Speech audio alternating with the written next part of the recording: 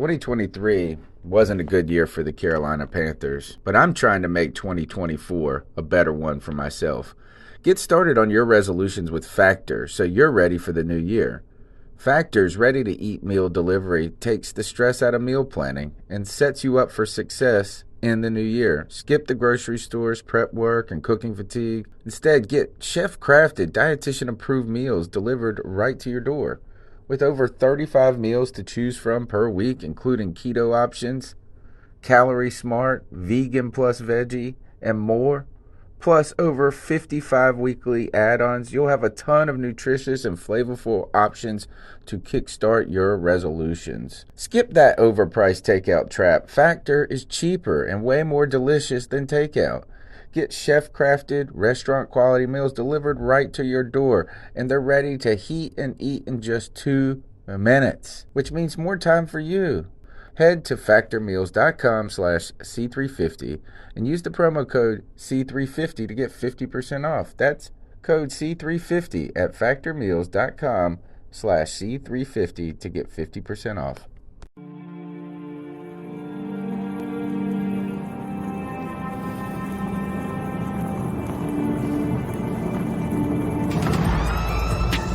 In a world where Carolina Panthers fans have an insatiable thirst for Panthers news and opinions, only one podcast roars ferociously.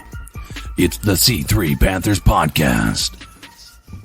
Yo, what's the deal, Panther fans? It's your boy, Tony Dunn, a.k.a. The Professor. It's the C3 Panthers Podcast brought to you by CarolinaCatChronicles.com, where every Tuesday night we chop up the latest Panthers news and opinions from the fan perspective. Go ahead and smash the thumbs up button and be a part of the podcast by calling in at 252-228-5098. That's 252-222-5098. You can be a part of the longest running Panthers podcast where you get to hang out with Panther fans, man. Like I hang out with my boy, Cody Lashley, man. How you doing?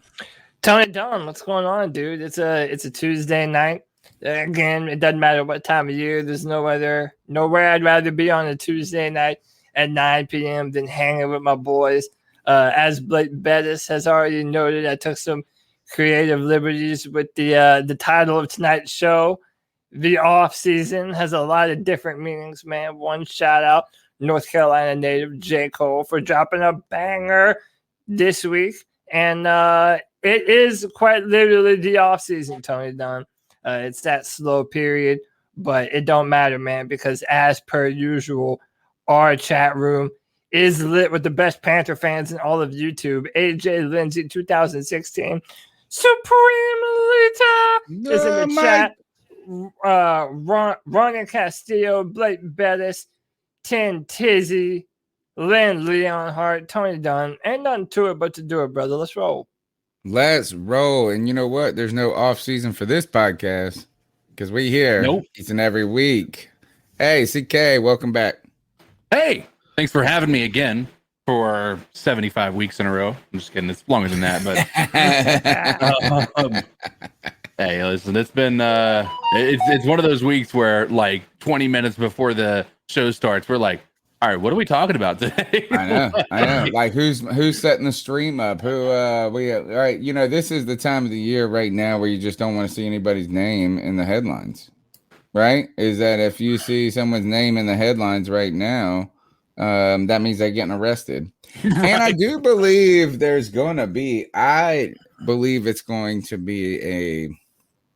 voluminous arrest year for the NFL. Because these cats have been so locked up with COVID for so long, you know they're going to go out and ball out. So we're about to find some people carrying guns, shouldn't be carrying guns. We're going to get somebody that's get a DUI. It's coming, folks, and let's just hope it ain't on the Carolina Panthers. So this is the season. 'Tis the season of no news is good news. What the hell is there to talk about tonight? When it comes to Panther material, I'm trying to forecast the show. I think we've seen some news about the rookie mini camps, right? So then like the first time that these guys get to interact with these players that they just drafted. And that's about all I've seen when it comes. Oh, we had the schedule last week. So we'll talk. We'll recap the schedule briefly. We did a show on that on Thursday night. Cody and I. We'll talk a little rookie mini camps. We'll talk about rumored number changes and we got some aliens, right? Too. Hey, if you want, and we can go deep, bro. If y'all want to go deep, we can go man, deep. Yeah. Bro. Convince me. I am a skeptic. Why do I need to convince you? Look at the evidence, man. Your own government is telling you. And I don't think the world at large has realized like how big of a fucking deal it is. It's like our news media is so spun up with useless bullshit that when you hear, oh, by the way, there's aliens, they're totally real, they've been here forever. We're just on to the next one and nobody gives a shit. Like, oh my come on, people. Yes. Like, we're not even, this is America. We don't even care about aliens. Like, it's not even enough to intrigue our appetite. We're like, just another tweet, just another this and that. It's my birthright don't forget to not care about aliens. Yeah, right. Exactly. Don't forget, tonight's show is going to be powered by Avolta. You want to cut the cord with your electricity? You want to separate yourself from ultimately the man who has been garnering all your power. You can become energy independent. If you're a homeowner in North or South Carolina, you should contact Kevin Brown, solar consultant with Avolta. You can own your own energy at a fixed rate for life with no money down. Do you know how to do that? Here's how you do it. The number is 704-215-3373. Tell Kevin Brown that you're a Panthers fan. You heard about it on the C3 Panthers podcast, and he will hook you up. North and South Carolina homeowners, you can be energy independent, go green, and take advantage of those tax cuts with Avolta. Kevin Brown, 704-215-3373. All right, Cody. What is there to talk about? Tell me. I mean, I don't even know. So we got some numbers. I want to play this, or not play it, but show this picture that, if I can find it, JC Horn put out, which I just thought was cool as hell, man. JC Horn is going to wear number 8 for the Panthers. And it's like a receiver number, I almost feel like. I guess they were what, 18 or something.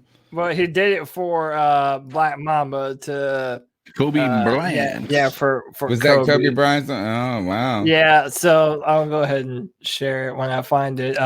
But it's I think knowing that my Twitter timeline has erupted because the Hornet sucks so bad apparently. Yeah, Supreme League. Wow, what happened? They got their fucking ass kicked. I think the Pacers just destroyed them. It was the playoffs too, but let me go ahead and share the picture. I've got it up now. But yeah, the Hornets were in the playoffs. They got thoroughly embarrassed and humbled. And since Kobe Bryant, believe it or not, was actually a Hornet to start his NBA career here in Charlotte, JC Horn's got that number 8. And he's got that Black Mamba wrapped around his arm. Oh, no. Does this mean he's going to demand a trade? Oh, too soon. I tell you this, he is not a looker, though, is he? Poor guy. People I think you're the only person I've heard say that. Like, I think you said it last week, too. I don't know. I'm not gonna. Yeah, I am the only person saying. I'm saying it, bro. Like, sorry. Like, you got the gift of fast footwork. You got the gift of this. You didn't get the pretty face. Sorry, you can't have everything. All right, if you say so, man. I wanted. Have you seen the videos? I'm trying to find some of them of him doing the ladder drills. Yeah, we played it last week. He's a freaking okay, so we did play it. Yeah, I mean, he is amazing, dude. We're gonna be. I'm telling you, we said this on the draft night, is that you come back 3 years later, could be the best player in the draft. Like, he's a freak, bro. Yeah, he's been running it backwards his whole life. How's he run that backwards that fast? And the longtime Panther fans might get on my ass because I'm not some Panther historian that can name all of the best players from the 1990s of the Panthers. But I'm going to go out on a limb here. J.C. Horn will be by far the most physically talented player that we have ever had at the cornerback position.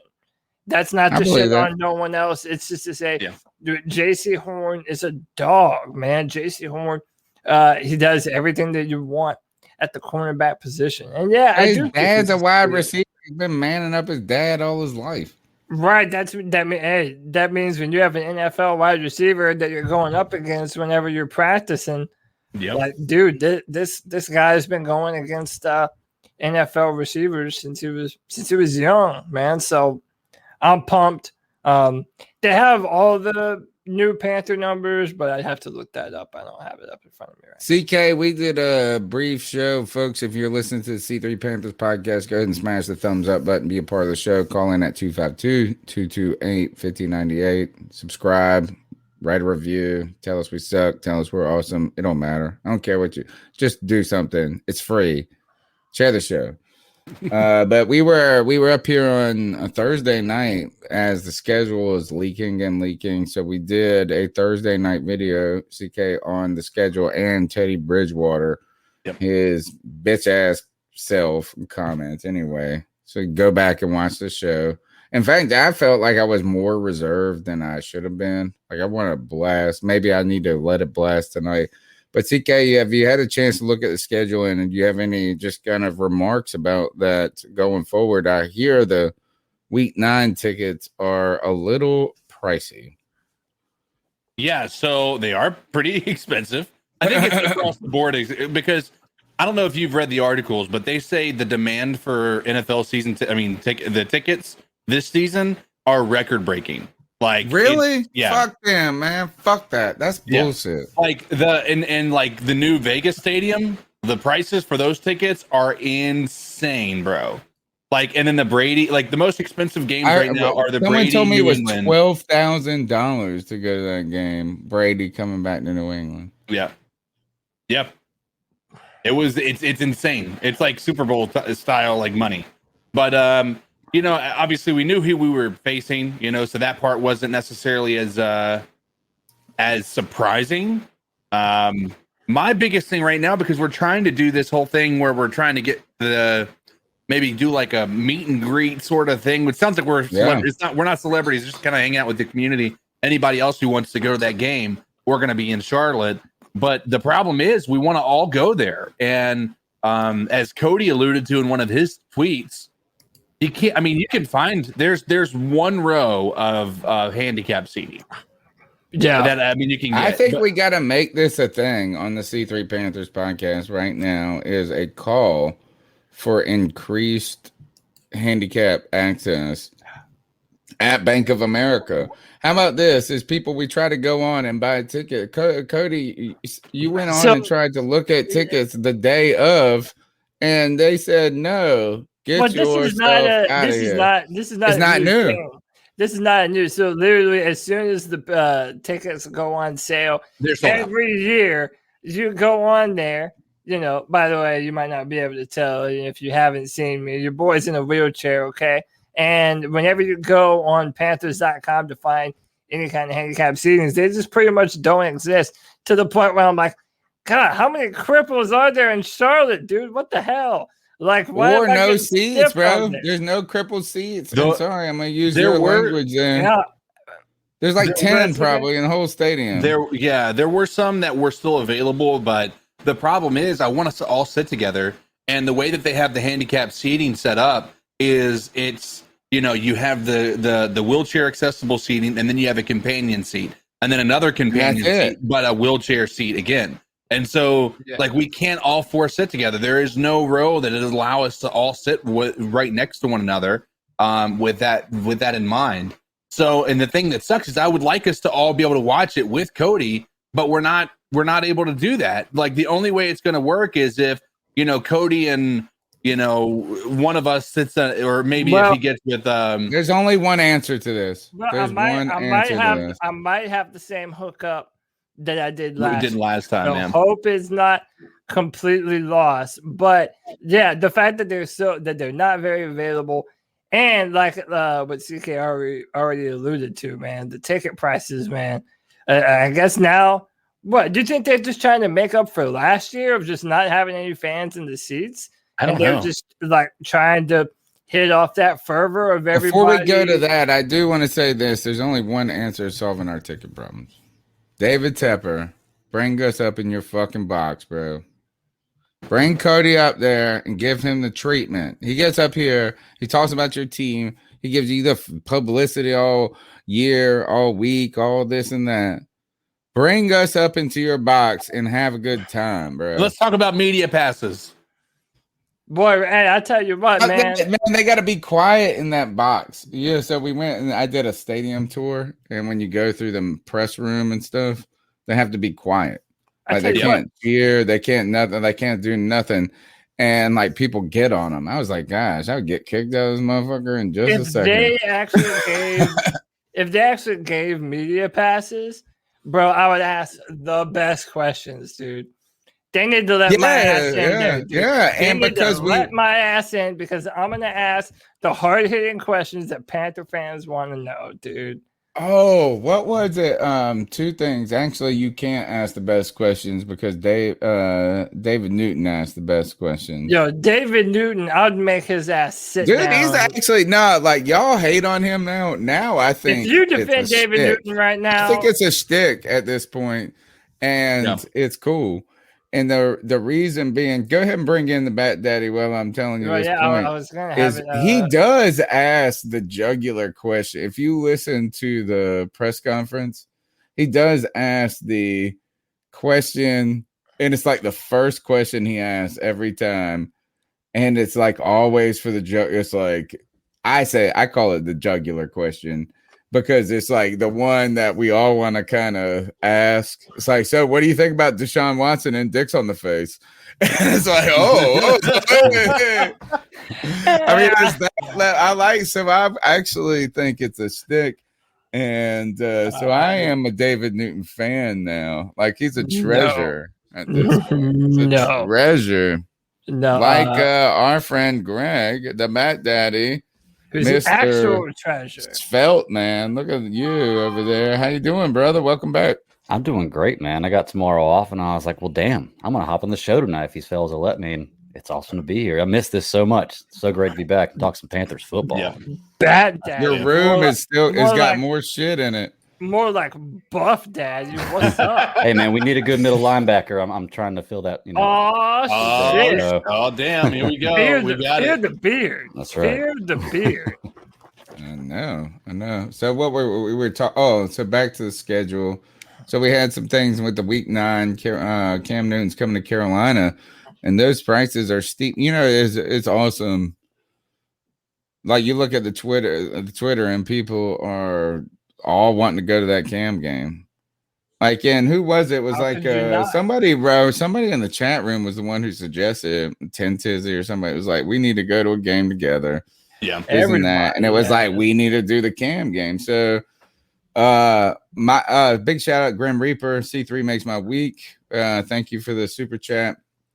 So now the schedule, guys, we did a show on it, and it starts with week 1 against the Jets. You get the Sam Darnold's reunion match, which I think I heard Colin Cowherd say this, and I know that we all have mixed feelings about these commentators, and this is sometimes he's very good in like the way he can surmise a point.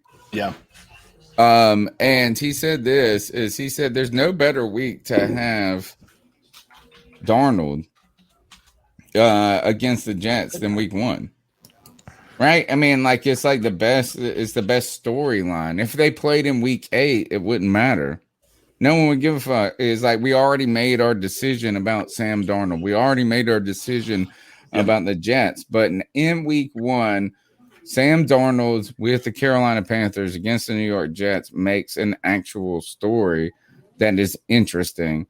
So I heard that the NFL did 132,000 iterations of the schedule through their machine, which is fucking insane. Like, how did they even do that? And how did they anybody look at that? Why that number? The Carolina Panthers schedule looks like a tale of two halves to me.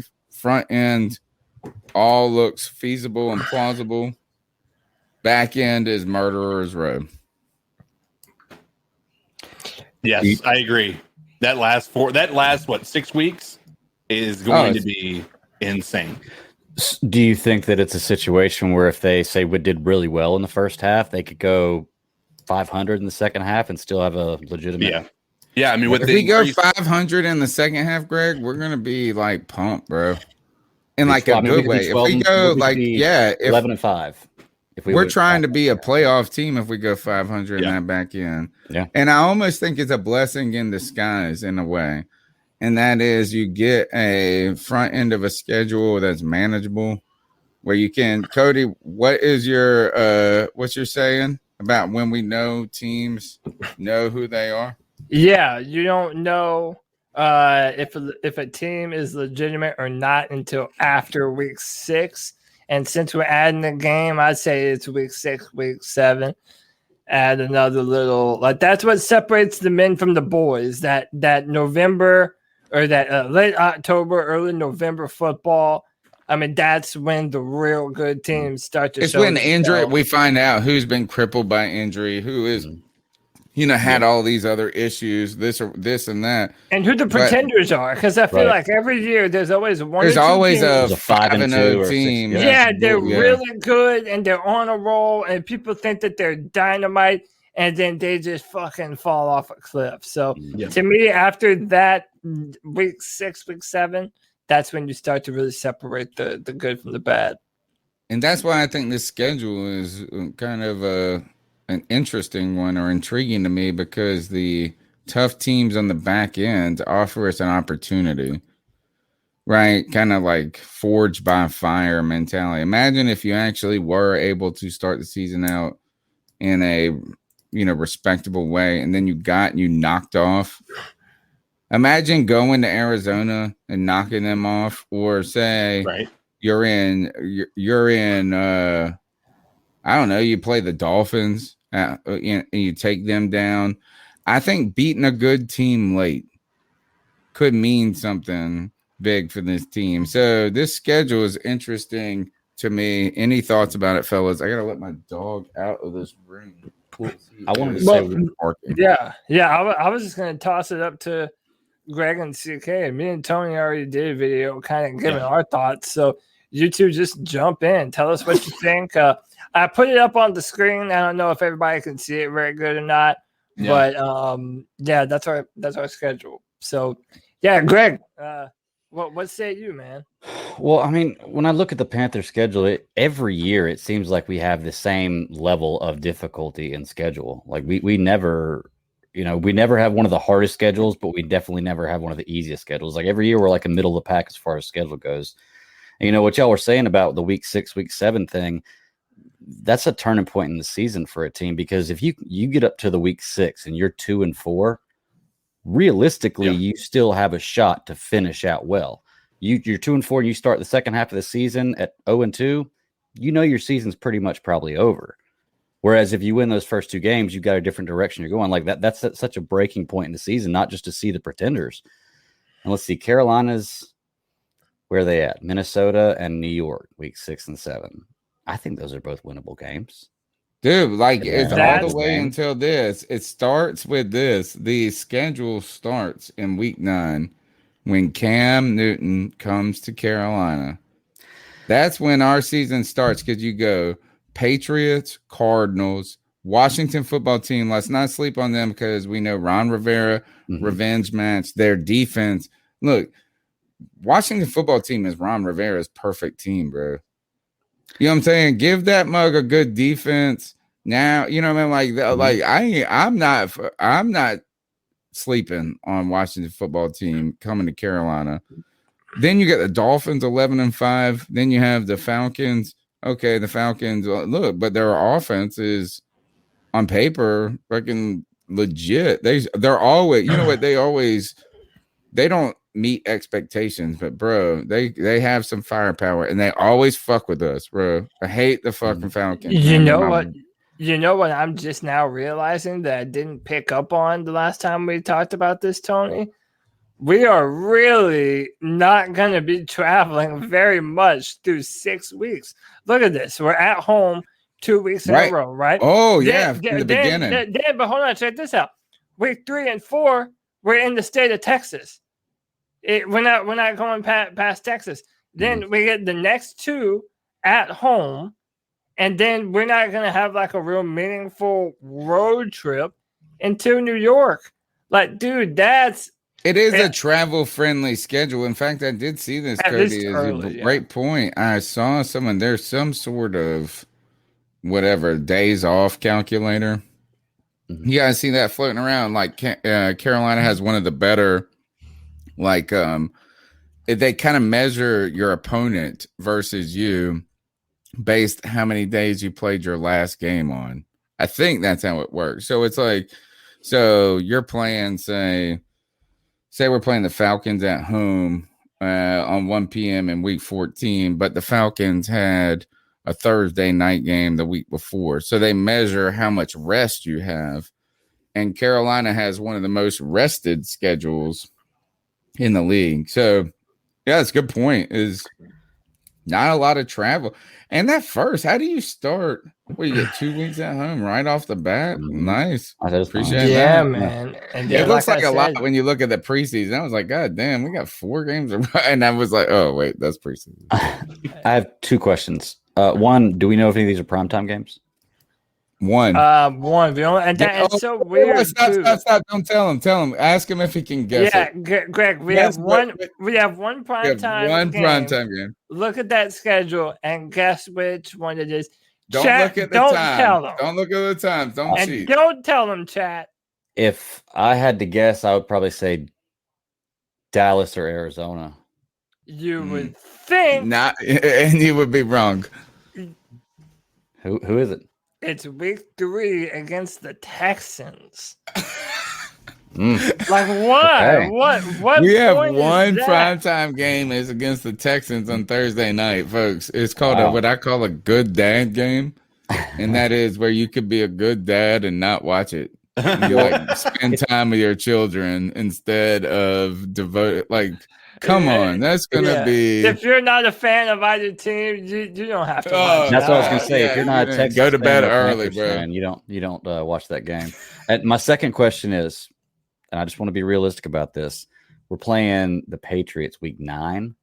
If Cam Newton with them because they drafted your boy from Alabama, right? If Cam Newton starts the season, McCorkle Jones.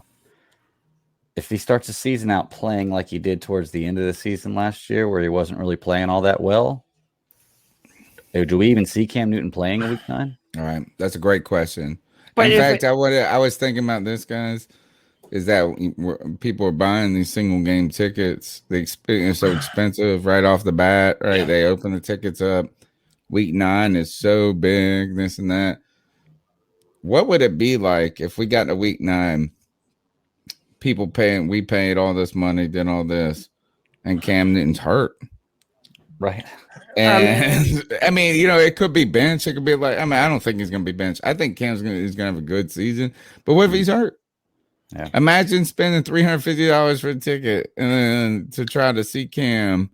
The motherfucker don't even make the plane trip. What if my aunt had nuts? That's right. Yeah. Hey, she'd be your uncle, my uncle. If the Lakers come to play Charlotte, I'm gonna buy tickets to the game. If LeBron gets hurt, it's part of what happens, But I guess that's a chance you got to take. I always wait till last second. That's my problem. I wait. Like buying tickets right now seems crazy to me. Yeah, well, it's funny because I almost always buy tickets outside the stadium whenever I get there. Really? Have you had good luck with that? Yeah, you can always find tickets. Yeah. Oh, yeah. There's tons I always work. I'm always worried I'm going to get scammed. I mean, it's always like I always think they're going to be fake tickets. And now they're digital tickets, aren't they? I'm not sure. It's been a long time. Yeah, they do digital, but I think there's still, I could be wrong, but I think, there's, I don't know.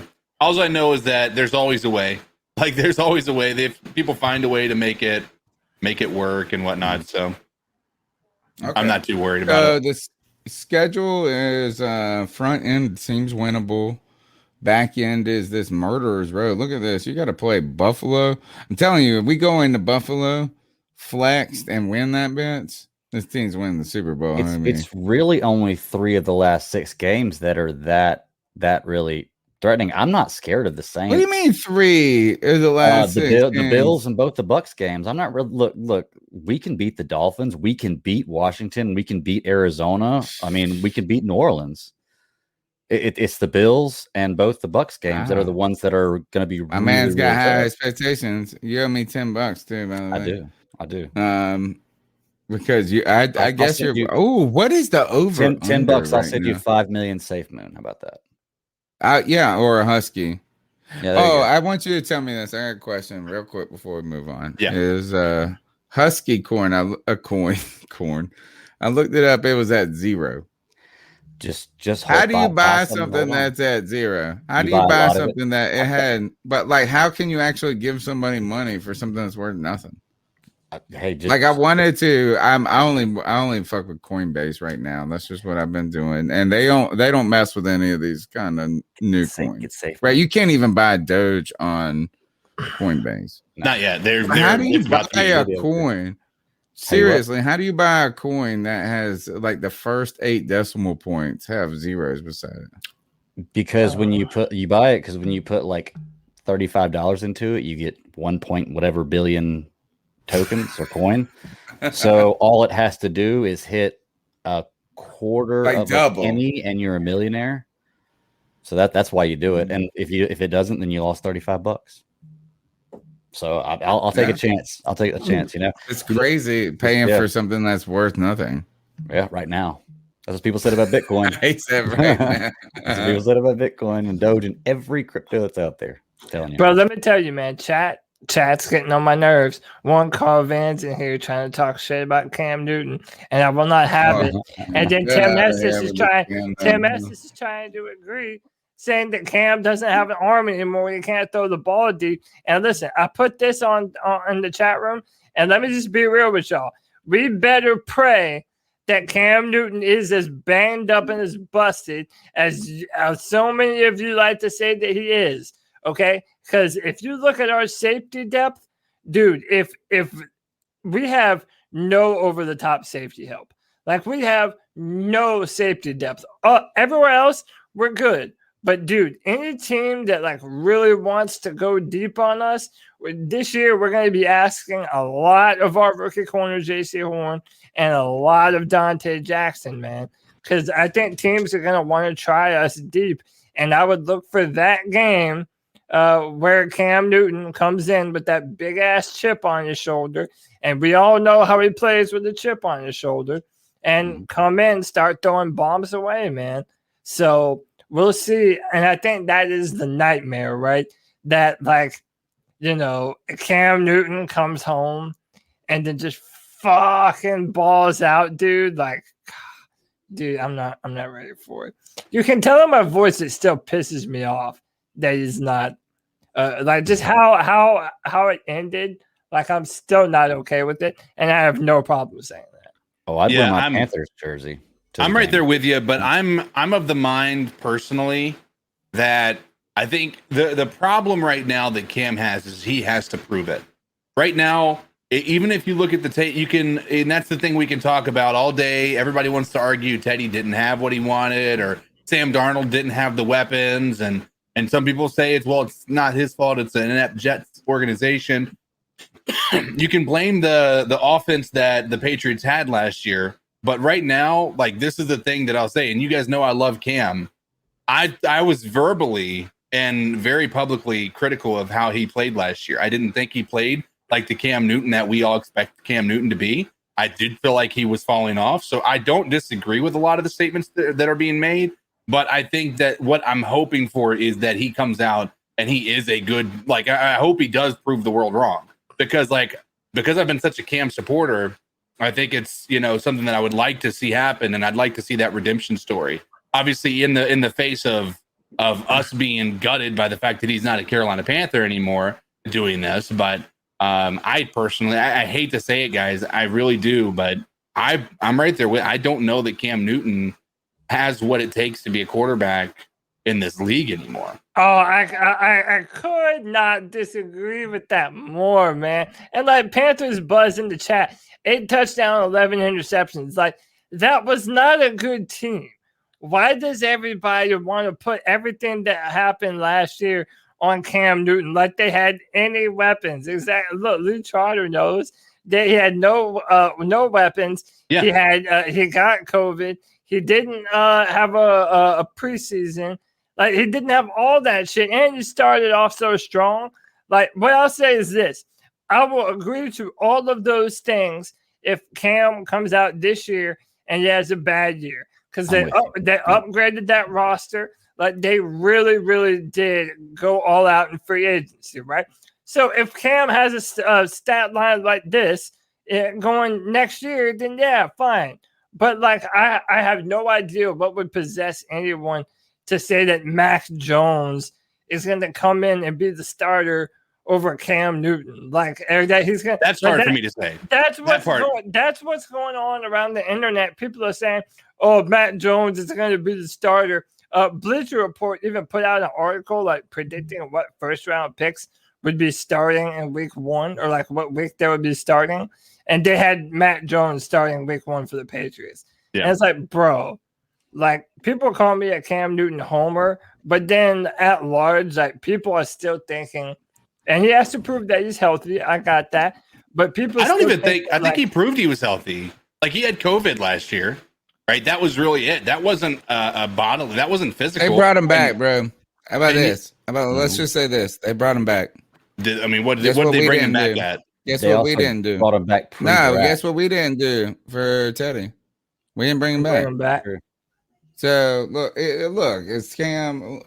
This ain't gonna be the Cam podcast. No. It will. Actually, it is. Well, it's. But I want to use this as a thought experiment and talk about the Panthers defense real quick before we go to Cackles. I feel like by drafting J.C. Horn, guys, we're kind of in some ways setting a tone for a different type of defense that could be played that we're not really accustomed to in Carolina. And that is a little less zone, more man type, free flowing type of defense. And I don't think it's just J.C. Horn that is the story, but we've added Hassan Reddick. We added Morgan Fox. We have Brian Burns, who is probably going to right now is on the precipice of being the greatest, like the biggest pass rusher in the league at this moment. Like he's this close. He's very close. Like to taking that elite step. He has to take the next step, but he has all the traits. Derek Brown. We added we put some real parts on the defense in free agency with the thumper in the middle. Who's that guy from the Chargers? We Denzel pulled over. Perriman. Yeah, and who else did we add? Denzel Perriman. Perriman, Fox, Reddick. Am I missing anybody? Or cornerback, AJ Bouye. Yeah. But also, what was the name of that? I mean, he's not a big name, obviously, but we signed a defensive tackle. I'm gonna look it up. We signed a defensive tackle too, and it was just like he wasn't a big name, but he's someone that we signed. As we look at this defense, and there seems to me so much but there's a lot of potential there for it to be a fast. I'm interested to see what Phil Snow is going to do, right? Because Cody, you said this over and over last season is just Daquan what we Jones, see. Yeah, what we see Phil Snow's defense being right now isn't what it can only be. It's what he's using, right? So we talked about the 3-3-4. We talked about all this shit. But you pointed this out is that there is a glaring hole at safety. And I want to ask anybody if they can name Cephas Williams. Get out of here. I think Phil Snow's the best coach on the team. He said Phil Snow's fucking terrible. How are we able Like, to judge after one season? Though? And they got better. They got better. 4 rookies. But tell me this: can anybody name more than 2 safeties on this roster? I'm looking at the list right now, so I'll be able to tell you. You looked at it. I pulled it up, but it's like this. I don't believe anybody can name more than 2 names. And if you weren't a Greg fan, and C, no, let's get Greg and CK. I can't do it. No, go back and forth and just name as many safeties as you can. On our defense right now? Yeah, on our defense. Just have we officially marked Chin as a safety? No, it doesn't count. It is not. That's the only one I'd be able to give you. That's the so y'all are at 0. I'm drawing a blank like in this moment because you're asking me about it. But all right, so people would be able to. And look, this actually takes super fans to say this too. Is that like Justin Burris? We would say, okay, Justin Burris. He came over in free agency last year. Yeah, we got. I would tell you this. Listen to this. Is like, is that we're interested in Sam Franklin because he like seems to be cool and like a guy we want to make in the league and stuff like this. But that's it, bro. This is our safeties right now. Justin Burris. By the way, Justin is spelled. Justin is spelled Juston. Juston. Burris. Sean Chandler, Sam Franklin, JT EBay, and Kenny Robinson. It sounds like an 80s R&B group. Like, like, bro, that is really Sam Franklin's 6'3", homie. 6'3". Can he run? And Franklin is he actually played. Yeah, he played pretty well last year. 2 of these guys are from Temple. Sean Chandler and Sam Franklin. There is a real look. That's embarrassing, man. Do we make a signing? Or do we just leave I this think there's still a free agent. There's still, I mean, you got some veterans out there, that might be able to add that leadership role. But I don't know that. Again, I'm not sure that Rule wants veterans. I feel like Rule at this point, based on what I'm seeing and the moves that he makes, he wants young guys who are coachable in his mind. And you're right. Justin Burris might be the oldest dude on the team at 27 almost. Yeah, we're the youngest team in the league right now. And by a pretty good margin. Go ahead. I was gonna say, to be fair, I mean, if you've got Bouye, Horn, you've got Chin in the backfield. If you're not the strongest at safety, I mean, I think you're okay with what you've got surrounding you. They set it up so if you don't have a great safety, you'll be all right. Yeah. I mean, in some way, that's a great point. Is that ultimately all of these they're listed at safety. Mm-hmm. All 4 of these guys, or 5 of them. When I say four, but those are all free safeties because you're gonna be playing Jeremy Chin at the strong. Right. It seems like, right? So that's a great still point. Have Jeremy listed as a linebacker, which I find interesting. I don't think he will be. I think he'll be a safety. Everybody, I think if you look at the moves that we're making, Jeremy Chin will be moved to safety by the beginning of the year. Right. I just don't think anybody's going in there until training camp's over. I don't think they're going to necessarily put that moniker on him yet. Yeah, I just feel like you can't have an elite player at every position. Some guys, what is it? Rising tide raises all ships. So if you got better players surrounding, then you can have a weaker position, at least one in the backfield. Because you're going to have 3 pretty strong players back there, I feel. Yeah. Oh, it looks like the chat room saying we just picked up Delano Hill, which he's not even on the Panthers roster yet. Like, I was looking on the team website. Yeah, I think that happened early today, maybe? Who is Delano Hill? Who is this guy?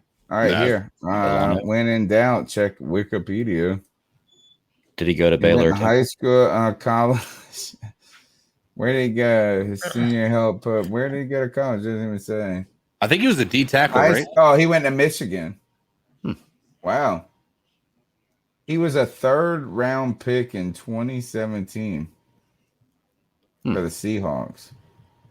Okay. Well, Hey, there's your yeah. link. There's your link right there. Seattle. Mm-hmm. Okay.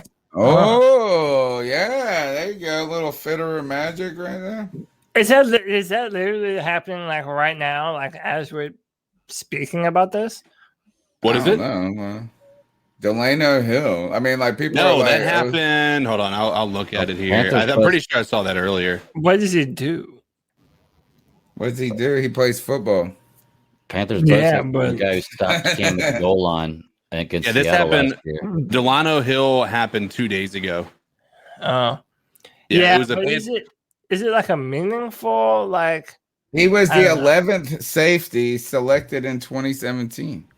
Oh, that changes yeah. everything. That That actually, I mean, look, it's like they're trying stuff. It might not be the answer you want, but it's they're obviously eyeballing what you're talking about. Yeah. Hey, good. Yeah. Go ahead, Greg. Well, I was just going to say, I see a comment in the chat saying we drafted a long snapper to create competition, but no competition in the most important position, quarterback.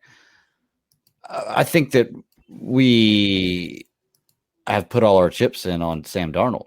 I think it's clear. Is why we didn't. Yeah. We're not worried about competition. We don't want him to have competition.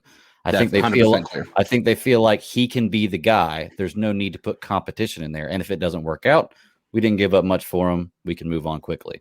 That's why I don't think we have competition at that position. That's why they got rid of Eddie. Do you think we filled 3 quarterbacks on this roster this year? I think we get 3. I think we just the way that So they're always going to scratch a guy every week, like we did last year. Well, I don't know that they're. It depends. I mean, number one, is PJ Walker even been re-signed? It was only a 1-year deal that he was on with us, right? Well, let me see if he's listed on the website. Is whenever I never got to ask CK and Greg, is there like a game that sticks out for you? I mean, obviously week 9 with Cam coming back to town. I mentioned the Jets. Like I mentioned this the last time I reacted with Tony. I'm surprised that Sam Darnold against his old team. Like I'm surprised that isn't prime time. Right. Yeah. You know, I mean, yeah. when you Maybe look at it the was- games for week 1, though, it's really hard to justify putting that. And that's why. It's because it's week 1. But I feel like if we were to have played the Jets any other time, I feel like that probably would have been a prime time game. But either that, what game? Other than that, like what game sticks out for you? And then after you guys go, I'll tell you my legitimacy test that I think we have on our schedule. All right. You talking about sticks out to me like I want to go I to? mean, yeah, like or just as interesting, just an interesting. Or maybe you think there's some kind of storyline connected to it. So, okay, I'll just go ahead and give you like mine real quick first. I think week 15, like if we're a good football team, at week 15, December on the road in Buffalo. So it's going to be on the I'm trying to tell you, if you knock off Buffalo, we win in the Super Bowl, baby. Dude, like if you go on the road, like we're a fucking team to be dealt with. That's why I said that. And that's why I said that that's a legitimacy test. Mm-hmm. If we're able to go on the road up to Buffalo, and by the way, like it's not just like Josh Allen is good. That whole organization is good. Like Brandon Beane has really made that whole thing like legit. They have corners, D-line, O-line. Like they can do it all, man. And there's no reason why they shouldn't win that division going away for the next few years. Yeah. But if the Panthers are able to do that in Sam Darnold's first year, Swish 94 says he thinks it'll be a primetime game also. Maybe it's on the flex weekend. They got that. This is part of the new schedule, I think, that they do that flex Saturday weekend. Oh, but we gotta be good though, man. The Panthers have to be good because they want to flex that. I feel it. You know what's one I think is obviously the Jets is an interesting one. I still think that is going to be, I'm not going to say an easy win because Wilson could come out and just throw the ball like 7,500 times and just break rookie records for his first starting gig. Like that's all possible. Is it likely? No, right? You know, we're still dealing with the Jets who are still in a bit of a rebuild phase, if you ask me. Mm. The one that'll be the big one that I'm looking forward to is our first divisional test, and that's going to be week 2 against the Saints. Like that is, Ooh, great. I love this. because that's going to give we us. don't know much about the Saints either. That's going to give us our first test of what the Saints are really about. Like if without Drew Brees, was Drew Brees the glue that held that offense together or not? And I think we're going to start having a lot of other questions about that. The defense, is Cam Jordan going to show is he getting signs of old? age? He's getting old. Yeah, I mean, and they lost the white boy. Their secondary sucks. Like, is that they have been a very good team for the last 4 years. Yeah, all around. That, I would say top decade. to bottom. Yeah, but like I would say they did have kind of a moment at one point where they were after they won the Super Bowl. I felt like then they had a couple down. Is that like, I won't say they weren't good, but like they've owned our shit for the last 4 years. It felt like. I went, and maybe it was 2016 or God, I'm trying to think of what year we went. Maybe it was 24. Maybe it was 2014, and we went and they beat our ass at our house in like week 2. Yeah, but that was kind of a time where their storyline was starting to change, right? We thought of always the Saints as a put 500 yards up on you, score like this and that, but over the last couple of 5 years, they added to the offensive line. Right, it's offensive line, it's running, it's been the defense. Their defense used to be trash. I mean, and now it's been legitimate. But I agree, CK, is that right now I need to see, can they last beyond Drew Brees? Yeah. So that's one that I'm looking forward to. Yeah, I'm looking forward to that. That's a good one. I like that. You actually almost stole mine, CK. I'm actually looking at week 3 stands out to me. And I know it sounds weird being in Houston, but there's a couple different reasons. One, it's our first away game. It's a sleeper. This is a team that we should beat. It's a trap. This is going to be a game that we should win. If we go into this game possibly 2-0 into a game that we should win, I mean, we should smash this team, to be truly honest with you. They're going to be the new Cleveland Browns for the next few years. It's a kind of a legitimacy test. We can go in, be 3-0 in our trip in Dallas, going into Dallas, which is everybody's Super Bowl pick every year at the beginning of the season. And it would look good, So I think the Texans game stands out big because it's one of those getting the momentum rolling. Winning 2 to start off the season is pretty nice, but it's 2 home games. You win your next road game on a team you should beat, then maybe you got something going. Because 3-0 is when you really start to say, okay, this might be something. Can I even say I kind of feel that way about the game CK mentioned? Like the Saints, like they have ruled the division. I mean, even last year, even though the Bucks won, they were the division Bowl, winners. Yeah, they won the division, and that's like 4 years in a row now or something that they've won. The division, I think they topped our record. The last time the Panthers won our division, it was 3 times in a row, and we had the record. But now I think it belongs to them. My thing is this: like, if not now, when? You know what I mean? If you're not, if you're gonna beat the Saints, why not do it now? They have so much turnaround. They're losing. It's a home game. They're losing a Hall of Fame quarterback. I know. I feel like I'm a little bit like when we did our show on Thursday and we were talking about schedule, I almost was writing the Saints off a little bit. Yeah, and I kind of was and too, like Jameis could come in there and throw for a bazillion. It's not like all this. You know what? They might actually get an upgrade at that. Really, it's about that defense. I mean, it's about their defense. Their story is their defense has been better than we like to give them credit for the last few years, and that has helped them through a lot of this. There's a lot of storylines here. Look, we could bounce around, man. We could go from, Washington football team. Ron Rivera coming home in this brutal stretch. I think the Cam Newton game is clearly That's obviously a going to be storyline. Yeah, like it's our storyline. And that's, I don't know. to be fair, that is 10. That's 9 or 8 games before that happens. So there is a lot that can change between now and then, right? Cam Newton could be traded. Cam Newton could be released in training camp, guys. Like it's all possible things that can happen. No, come on. I'm saying it's possible. The Did game you that I'm release in circling, training the camp? game that I'm circling that is meaningful to me, and I've been trying to flip the coin.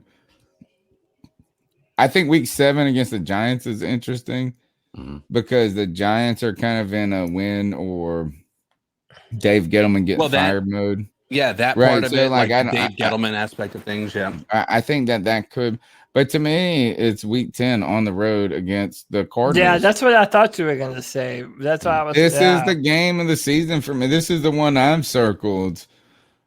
And I don't know if it's, I have these darlings. I pick a darling that I like, a team, not like them. I'm not rooting for them necessarily. But for me, it was the Bills it was before they even got Josh Allen. I thought they were on the precipice of being good. So I thought they were kind of my dark, so I was secretly interested in the Bills. The Cardinals are that team for me right now. I think the Cardinals are supposed to, like in my mind, they're going to be good. Yeah, they should be. They have no reason not to be. They upgraded. They got a bunch of weapons. We did beat them last year the with biggest Teddy struggle they Bridgewater. have. The biggest struggle that the Cardinals have is the division in which they're playing. Yeah, they live in a slaughterhouse over there. They really I mean, do. couldn't you say we are in the same boat? I mean, No. New Orleans, and Tampa Bay. And, Yeah, Well, I mean, I would say- we've got a murderer's row in our I division. agree. I So, think every okay. year we have one of the hardest Greg, divisions. I would Good say point, that Greg. has been true Until past this year. 3 Dude, the years. Super Yeah. Bowl champs in our division. Like, But what do right, you but mean? what, Like, I, it's but what I still mean by true. that is that these teams. Okay, one, Tom Brady came down, and that really changed everything for him. But number 2, like, after this, after last season, there's a whole lot of new going on to a lot of our division rivals. You know what I mean? So the Falcons have a brand new head Just to let coach. you know, the brand Saints new were GM. 12-4 last year, dude. The Bucks were 11-5. I mean, we're good, but you're right. Is that when you look across, to me, it's the How many? I have a question. How many people in the NFC West? AFC North is the fucking sick shit right now. How many people in the NFC West finished with a top 5 draft pick last year? None. How many did the NFC South have? 2. Point. Two. Fair point. Good Yep. All right. question. Yep. To me, is like, bro, listen to this, is the AFC North and look, the Steelers were the biggest fraudulent 12-4 team in the history of the world. Yeah. Like they should have been 8-8, you know what I'm saying? But they went 12-4. The Ravens went 11-5. The Browns went 11-5. That's crazy. So what'd you say? The NFC West? It's the West. You had a 12 win, a 10 win, and an 8 win. So if the Cardinals can, and how about that? The Rams won 10 fucking games last year. That's crazy as fuck. Yeah. Is that true? Like I'm looking Yeah. at like I can't even. They had a fantastic defense. Like that was one of their biggest, one of their biggest assets last year was how good their defense was. Yeah, Aaron that's- Donald, the best player in football, bro. Yeah, I mean the thing with the Cardinals is I think that this season they might have made a lot of questionable moves, in my opinion. Like I understand the allure of a JJ Watt, but the signing of JJ Watt at the price tag that he was, I don't think it's smart, especially given that the last 5 years. It's 1 year. Who cares? It's a lot of money. It's a lot of money that prevented them from doing any other free agent real flashes. And they got a guy who has been injured for 5 years in a row. AJ basically. Green? You don't like AJ Green? Who's been Old injured as fuck. 5 years in a row. I got Like, you. Yeah. I mean, I know it's- you could have replaced their names. Yeah, I mean, it's just at this point in time, I think that the question mark with the Cardinals is essentially they're the same team that they were last year, which isn't bad. They weren't like we beat them with Teddy Bridgewater. right? Didn't we play them last year? 100. We did that, right? What? Cardinals? Oh yeah, Yeah, we beat the Bridgewater. Cardinals. Somebody Yeah, wrote that to me. Is that we beat the Cardinals with Bridgewater? Don't worry about them. They said that in the chat. Bullshit. And they're essentially the same team that they were, except for they're without Hassan Reddick now. Can I say this? And can I say this? And I'm a fan of Kyler Murray. Kyler Murray has to be, I think, better. I think Kyler Murray has he has all the talent in the world, but apparently going down the middle deep is something that he hasn't been doing well. So apparently all of his best passes come from outside the pocket, right? Kind of when he's on the move. Which, by the way, that makes sense.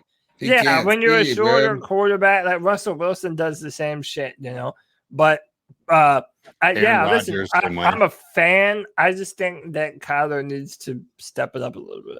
Yeah, I think he can. I think this is a big year for him, and so that's not such as I was thinking that with the Cardinals game, but I just don't see any real implication as to. I feel like there's at least 1, 2, 3, maybe 6 other better teams than the Cardinals that we're going to be facing this year. Wow. You got New Orleans. What are you talking about? All right, how about this, CK? Is the Dolphins or the Cardinals more interesting to you? Dolphins are more interesting, personally. Us playing them, okay? Yeah. All right. Yeah, I'm not mad at that. I'm not mad Washington at that. football team or Cardinals? Washington football team. Just I got the Cardinals in that one. Just the again, the storyline aspect of it is more because number one, you can sit there. And look at I circled the wrong game clearly, guys.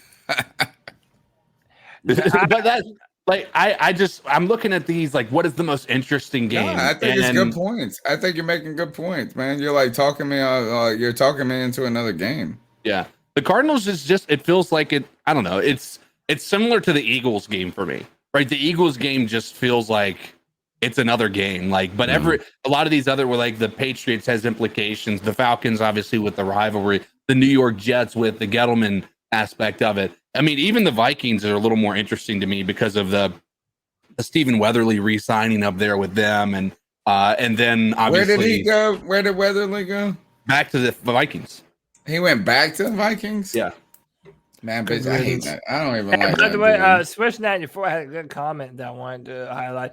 Panthers Cardinals starting to look familiar to Panthers Seahawks in their early Cam Rush years. This is our 3rd straight year playing Kyler Murray, and we play them next year too. We don't have a quarterback to match it though. It's Cam Rush, but it's just we got Sam the Bomb. What we have in the last 2 years. Sammy Dimes. That's Sammy Dimes. Look, you can't hate on it until you see it yet. Well, the difference on that mean we didn't have one in the last 2 years. There's a slight difference there. A lot of those games against Seattle were low scoring. I think the ones that we played against 15, the Cardinals, 12, 17, 14. That was crazy. Awesome. All of those games were they were the worst games and the best games. And it was always on a last minute, somebody threw a touchdown at the beginning of the 4th quarter, and there's game over. Yep. Somebody scored, nobody else is gonna be able to score for the rest of the fucking game. Yep. Interesting. A lot of cool games. All right, why don't we do this, guys? First of all, shame them, CK. Shame these mugs. We got 84 people watching. Thumbs up. My wife just peeked in the door. You all right, baby? She ain't all right, so shame them. I know the remote to the TV doesn't work, baby. Why have you not hit that like button yet? Hit that like button. Subscribe receipt. Anyway, sorry. Well done. You're the best, I think. It's wonderful. I'm telling you, you guys got to hire this dude. There's a voice out there. You're on your way to being very special. So I guess the next part is to do this is to get into the cat calls. Don't forget the cat calls are going to be sponsored tonight by, or should I say, powered by Avolta, where if you live in North or South Carolina and you're a homeowner, you can cut the damn cord with the electric company. Like you can get ahead. Like you can pull the Elon Musk. You can pull all of this and that. All you got to do is check out our man Kevin Brown at Avolta. He can help you own your own energy at a fixed rate for life with no money down. Contact Kevin Brown at 704-215-3373. Tell him you're a Panthers fan. He's a Panthers fan. That's why he and we are trying to further this message on this podcast. And now we're going to go into the catcalls right now, where you can be a part of the show. 252-228-5098. See if I got the sound up here. One day I'll get better at this like production shit. No volume. Can y'all hear that? Nope. No volume? Nope. That's I yourself. heard mine. For some reason. I can't hear it. Anyway, good God. Yeah, Where is the barely sound hear at tonight? No, it's coming out of my speakers somehow. All right. So anyway, here, let's just play the call, maybe. Maybe I can do that. Anyway, how about you guys throw some cover for me right now while I pull up this other program? I can do that. So, Greg, you were you were talking about that Texans game being a trap game. Mhm. Are there any other games you think that look like they should be an automatic W for us? Like, what game do you feel most comfortable about on our schedule? I'll pull Honestly, it. Yes, probably the Jets. To be truly honest with you, okay. Yeah, I think they're probably the worst team we're playing on our schedule. They're I don't know. I personally think the Eagles are the worst team. That's a good point. The Eagles are an early bad one. Yeah, I think that either one of those could be a trap game as well. I think those are games we should win. I think All those right, are games you that guys with Teddy ready? Bridgewater you could have won. Let's do it. Let's do it. All right. No sound effects. Hey, who's that cat coming in the back room? Whatever. There we go.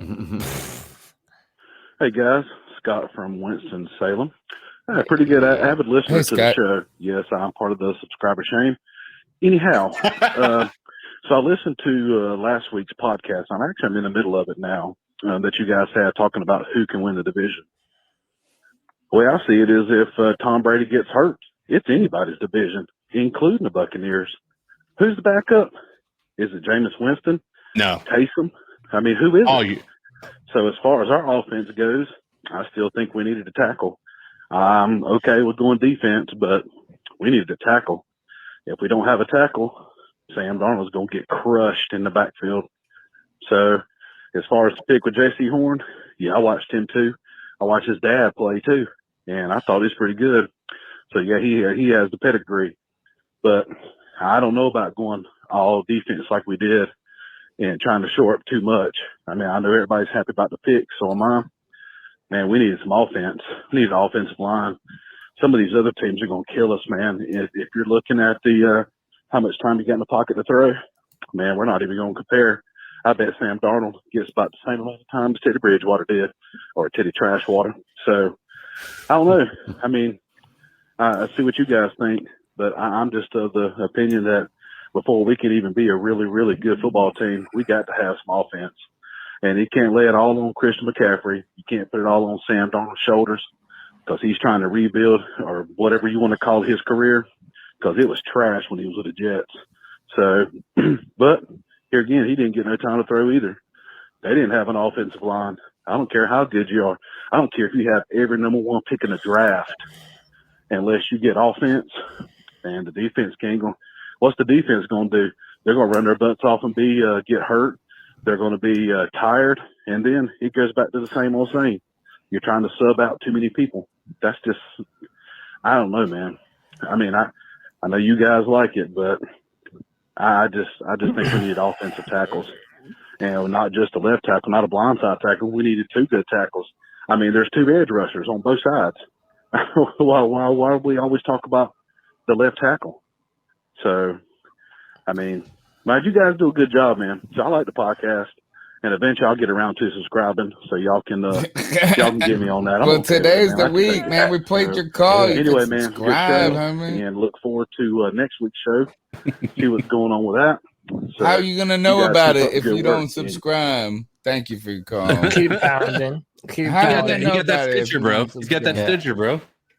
Hey, I'm gonna send it to him in his mailbox like a pile of clothes that my wife spends $1 billion. All right. Just put a cassette tape in the mail. hey, can I comment on that one real quick?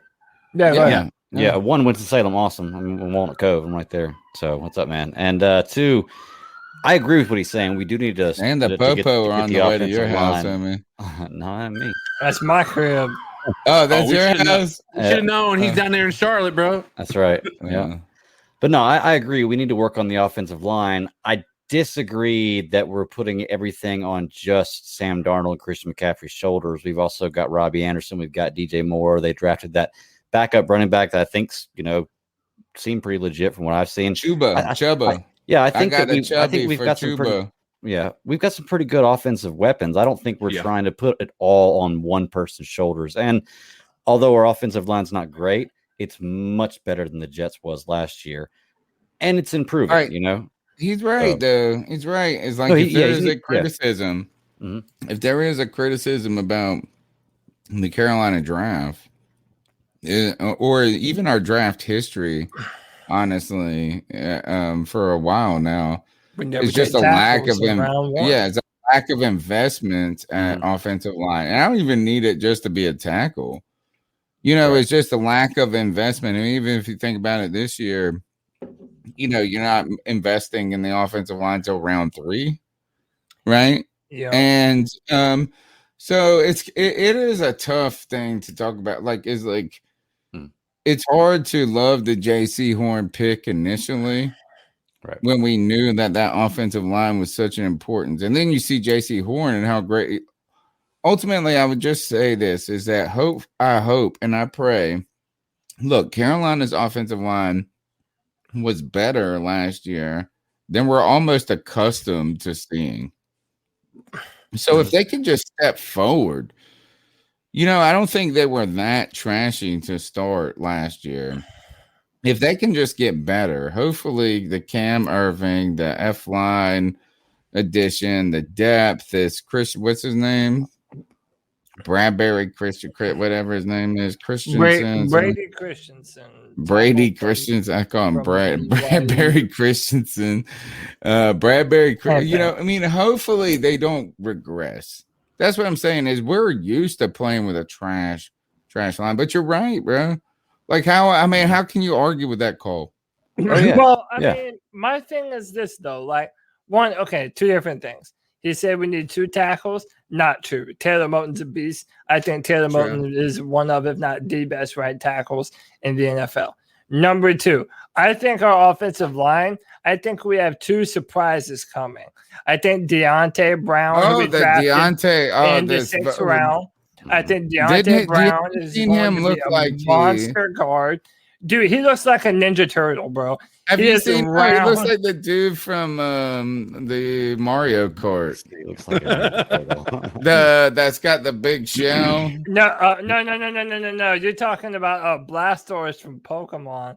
That's what he looks like, dude. That's what he's built like. No, you're talking about Bowser. Yeah, he looks like Bowser. Yeah, he is built like Bowser a little. And then I think David Moore, he is a undrafted guy, and he was incredible at the Senior Bowl, dominant on the offensive line. I think he'll probably fight his way into the rotation. And then look, someone's going to have to step up at left tackle. Yes, we're going to hope that is Brady Christensen. If I had to guess, I would say that between him and Cam Irving are probably the starter. And there's going to be a battle for the left tackle position. People love Trent Scott, and he played well last year above his station, but not a dude you can be ready. We have to see it consistently. Yeah, I mean, some people really like him at left tackle. I want to see a little bit more. But then my thing is this, man, Sam Darnold. The caller said we like Sam Darnold. And then you have guys in our chat like Cedarfish just talking shit about Sam. My thing is this, man.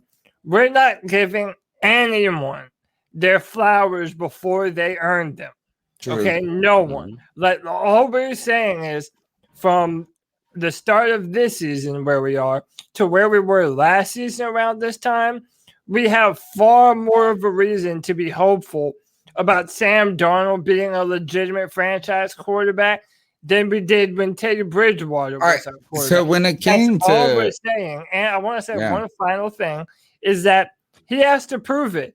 Like no one's patting Sam Darnold on the back. Sam Darnold has to go out there and he has to basically make good on the bet that Matt Rule and Scott Fitterer made on him to pass on Justin Fields, who was sitting right there ready for us to take him.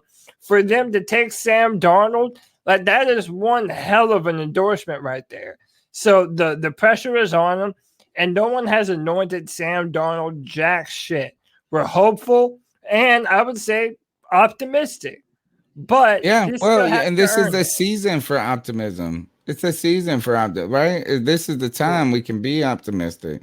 This is like, what else do we want us to do? You want us to sit around and say that like we should quit the podcast because they did this? I think though that I said this over and over when we signed Teddy Bridgewater and all of this is Teddy Bridgewater had a high floor and a low ceiling.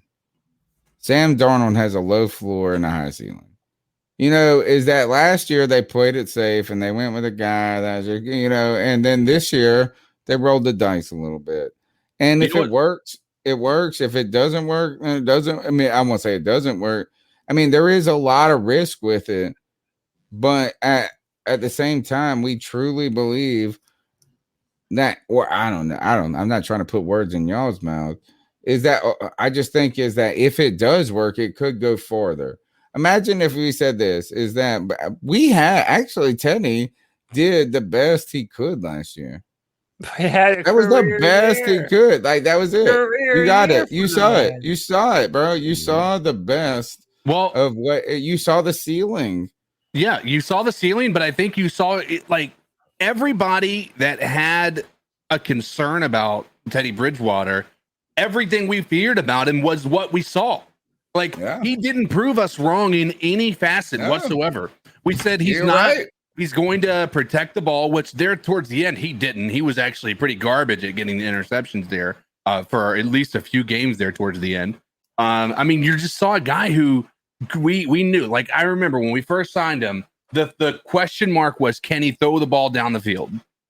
Nope. Can he? And then I remember he never did. I remember the Riot writing articles saying, here's to prove that he can throw it down the field. And they're doing the same stuff that people are doing for him after last year, which was showing the stats and like, this is how he did with the completions beyond 10 yards. And I'm like, did you see how open the receivers were and how much they had to come back to the ball in order to be able to actually catch the ball? I mean, like those things were so frustrating to me. So, I mean, we came into the season with low expectations that we were hoping he would exceed, and he didn't, period. That's where it's funny is people act like we trashing Teddy. We're actually saying Teddy achieved his greatest moment last year. You know what I'm saying? It's almost like its own compliment. It's like, well, I mean, like that's his greatest year, bro. Like he did everything that he could. Not everything that he could, but I mean, there was some... And fuck that dude. I don't even like him, man. And this whole sportsmanship of the world, I'm so pissed. I'm still so pissed that we do this. Is that we make judgments on things in life. And once we make the judgment, and I'm guilty of this. I'm guilty of it. So I'm like, look, I'm not trying to, you know, pot, kettle black, all that shit.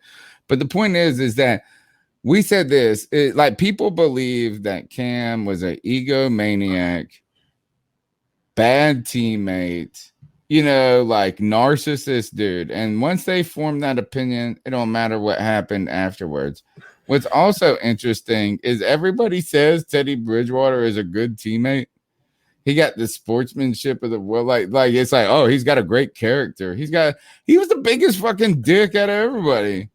He got the burner accounts on Twitter. He got this, you know what I'm saying? Like, it's not, Like, so those, it's almost we made those stigmas or those monikers or those labels, and then we're just like, we believe it no matter what. The evidence does not suggest that. So Teddy Bridgewater had a career year last year. But That's all also, we're saying. not like we literally know a guy in media who basically who got in the argument with them. man. Bridgewater's people contacted his publication and said, "Hey, tell your mans to take that shit down."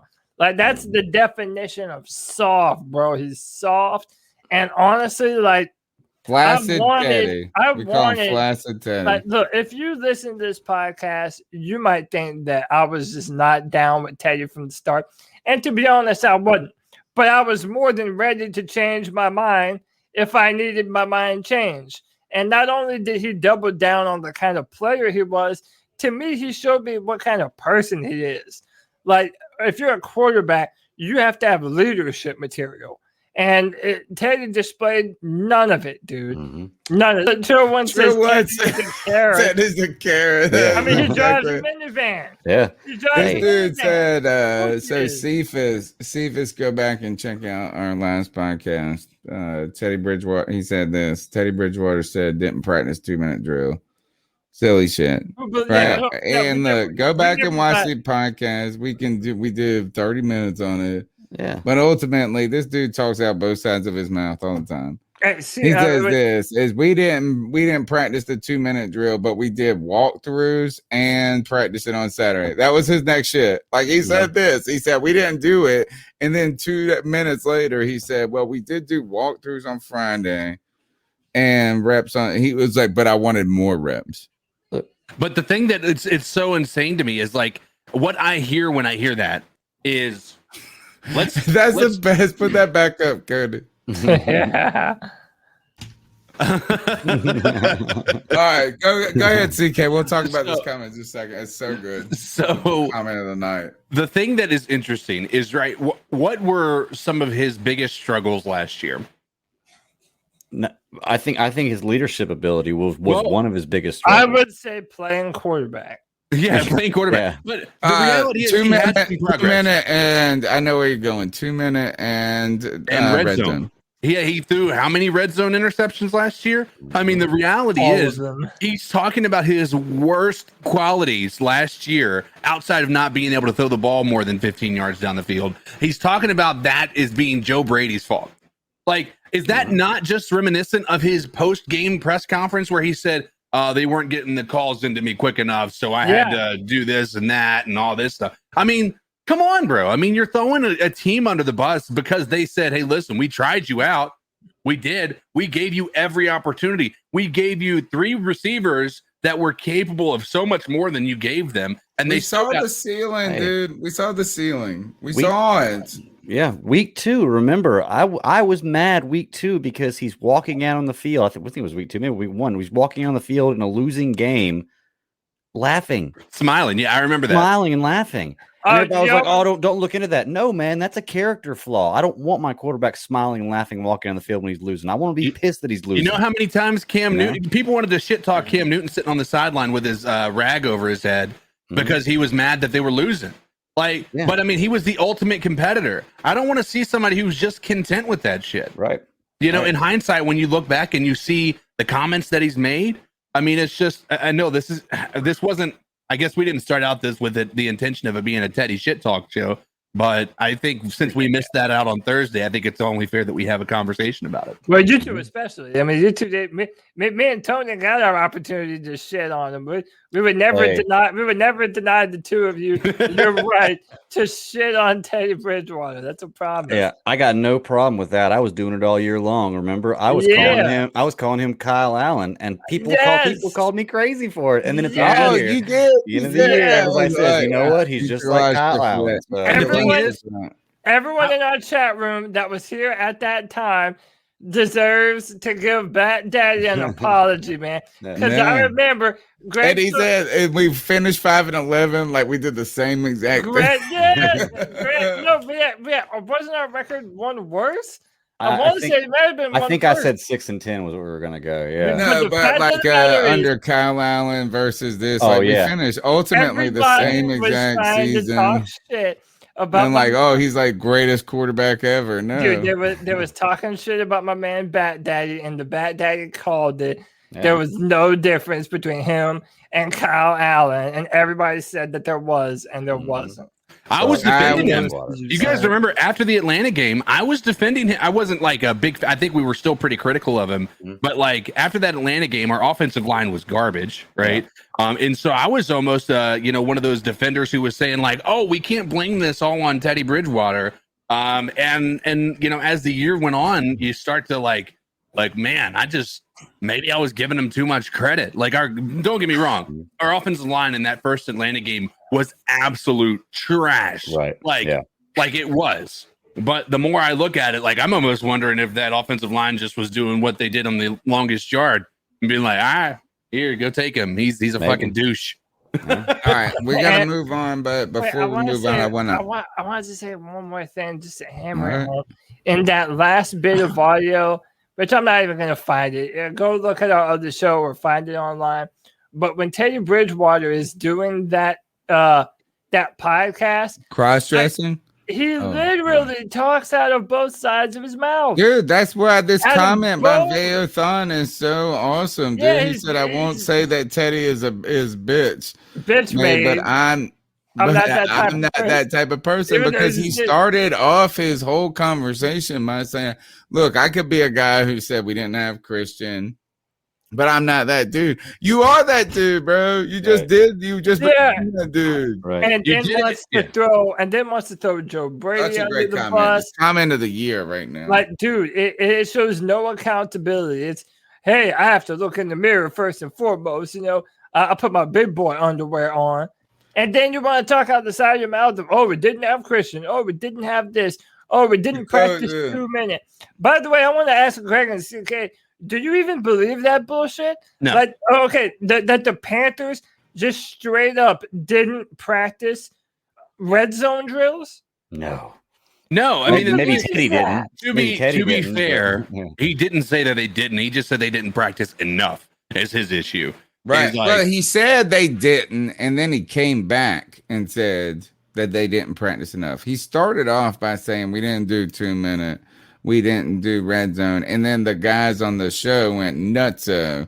And then he circled back out the other side of his mouth and said they did walkthroughs on Friday, they did Saturday practice, but it was, like you said, CK, not enough reps. But again, and what I want to put out here is that in this line 0-0 context, dude, they couldn't even practice without masks on last year.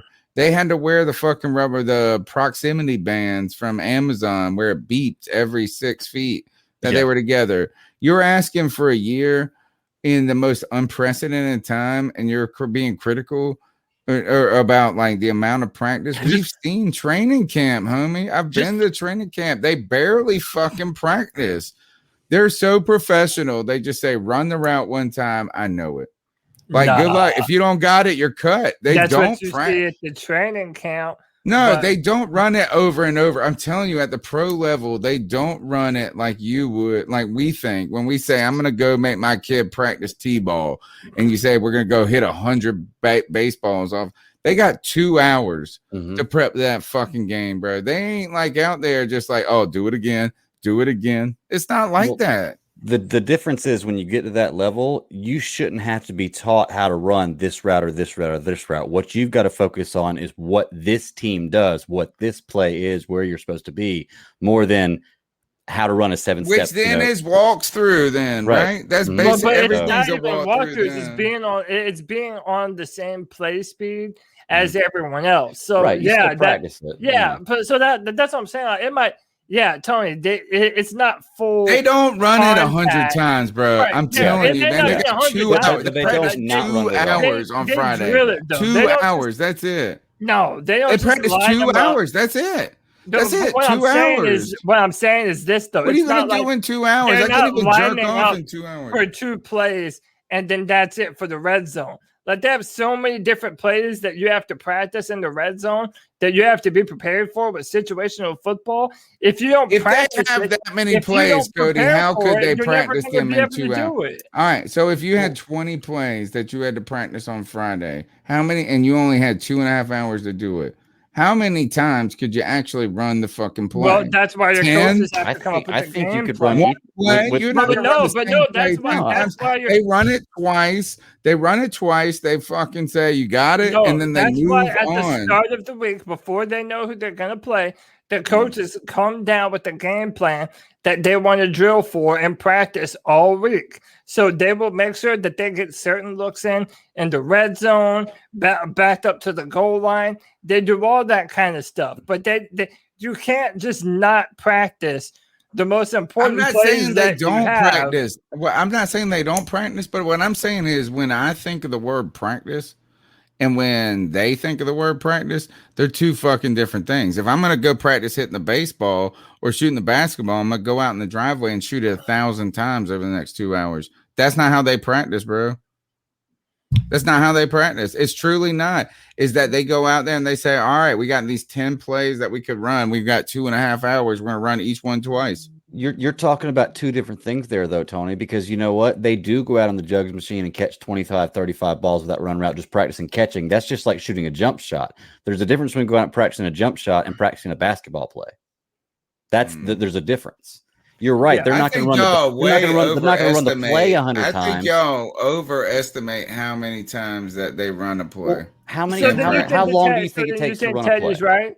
You think Teddy's right that like No. what he was talking about? No, I think that's exactly no. I don't think he's right. What I'm thinking is that like it was COVID number one, so it was already slim, right? Everything is slimmed down, period, because of COVID. And second is that like it's not high school football where we're gonna keep you here after practice. We got like all of this shit. Sorry, so I do think they practice. Hey, the stream froze. I don't know why. It's back. It's back. It's back. It's back. We're back. Yeah. All right, let's go to the next call. Chat room, let us know if we're back. Tell us something in the comments to let us know that we're good to go. But yeah, I do see us. All right, next call. Hey guys, it's Chuck from Elizabeth City. Just calling, being this offseason a little slow. Kind of a couple of takes. Number one, just between you guys, I'll wait on mine. Who do you think is going to be a surprise cut? There's always one every year. I know it's a little early for that to find out before we even get to training camp. And who do you think maybe will surprise you that maybe people don't think will make the roster? Just kind of putting it out there, get it fresh in our heads. And I know everybody's going to be raging and talking tonight about Teddy Bridgewater and talking about he really didn't have a problem and he's moving on. But you can tell by the interview he had, he's definitely got an issue. And kind of get your take on that, guys. Like I said, slow all season, don't have much tonight. Just kind of want to put something out there. Keep pounding. It's a good question. Keep pounding. Tremendous question. I don't know. Who do we see not making the – I'll tell you the one that scares me. And this is just from I'm afraid that something that happened when Ron Rivera was here is going to continue to happen here. And like, okay, we signed Pat Elflein. We signed some guys that we're going to put in on the offensive line. Yeah. My fear is that we're not going to let lesser guys play, even if they're better, right? Like we might sign Pat Elflein, but then, we're not going to play somebody that like Deontay Brown, who might deserve to be a starter, but we just don't play him because he wasn't paid to be the starter. So, yeah, that kind of scares me a little bit. Do you think that is the case, or do you think? Because I mean, just based on, we can have that discussion. I think real briefly. Yeah, I don't know if there's enough evidence to really say so. Well, you got to keep in mind, like, Greg's not gonna. He might recall what he felt about when Matt Rule first came to the team, where he said, nobody is guaranteed starting. Like Christian McCaffrey, we're gonna have to see what he does, and Like, I don't think it's fair to anybody that I tell somebody that they're going to be guaranteed playing, over top of somebody else, because I want to see them with my own eyes. I want to see what they do. And so, like, that statement alone makes me believe if Matt Rule is going to be living in a world that isn't hypocritical, which he has teetered in gray area on, his entire tenure here, then he's going to give everybody the opportunity to be the starter regardless. Yeah. The only issue I have with that is, while I get him, he's saying that and the meaning he's trying to make, do you really, really believe that Christian McCaffrey's starting spot is up for competition? That's the only thing. Like, that's what I'm saying. So while you're saying the right thing, you're also kind of telling a lie that everybody can see through. But no, it's the reality is let's say Christian McCaffrey came to camp. Like, the reality is, in that moment, like last year, let's say Christian McCaffrey showed up and he had done nothing. Like, he didn't learn the playbook. He didn't try to make any effort. Like, he just basically treated this like he was Kelvin Benjamin, right? Yeah. And at that point in time, I think that it would be very possible that they would say, "All right, we're not going to be playing you." Period. Okay. I see that. You're clearly. But that's like the most impossible situation. But that's what I mean.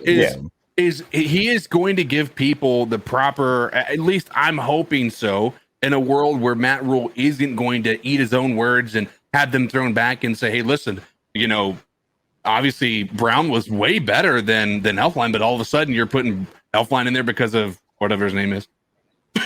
In there because of his contract. If you got a life insurance policy, you a schmuck. Sorry. What? No, you're. No. Oh, you're reading the chat room. My thing is, like, yeah, and that's what I said. I just don't want to see a guy like Deontay Brown get cut from us and then go on to be a starting guard somewhere else.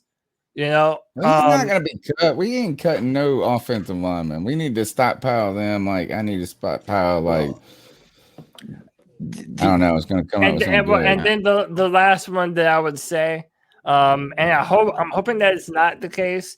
I think Zero Chill in the chat had a good one too. He said Reggie Bonifant. I would also say maybe Shi Smith could end up being the odd one out. I mean, I would like him to stay and be a really good receiver for us. Man. Well, how about this? What if they cut Zylstra?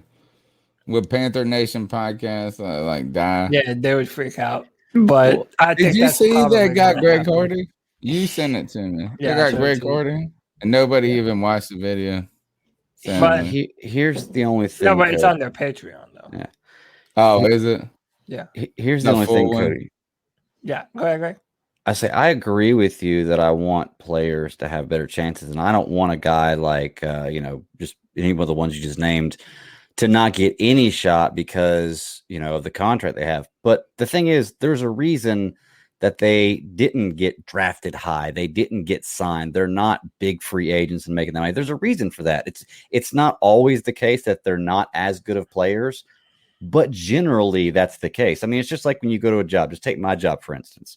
You go take a test, you have the test scores, and then they take the people with the highest test scores, and those are the ones who get the first interviews. And everybody else gets an interview, but those are the ones who get the first interviews, the ones that are more than likely going to get the job because they scored a higher test score. And that's what they've done. Just like a player who's played better, they should get more. A player who's played better his whole career should get more of an opportunity than somebody who hasn't played well their whole career. I'm not saying they shouldn't get an opportunity, but the caller asked about players being cut, like what players were going to be cut, and we went on to talk about players that we don't want to see be cut, but we want to see be given a bigger chance. Who would be cut? Cody had a few. We can't cut a safety. No, you don't have any. Yeah, you're going to run 3 running backs. Yeah, right. They're actually, this team looks like they're trying to keep as many people as they can. You might see somebody off the defensive line cut. But my only point is, like, yes, they need to be given a chance, but they shouldn't be given as much of a chance as somebody who's proven it longer and worked harder to be the person who's getting that starting role. It's so sad how much of it, and this is where I go back to that practice thing and what my point about how like when I hear the word practice in my head, it means something. And then when you see what pros do for practice, and I'm not saying they're not working hard. That's not what I'm saying. But like the actual practice time, this 2-hour period, we go to training camp. It's very sad, or it's tough to watch. Like, look, I followed Demir Bird, and he came on the podcast a lot. You know what I mean? Like this is like you're rooting for these guys on the bubble, and they have like one chance to prove it.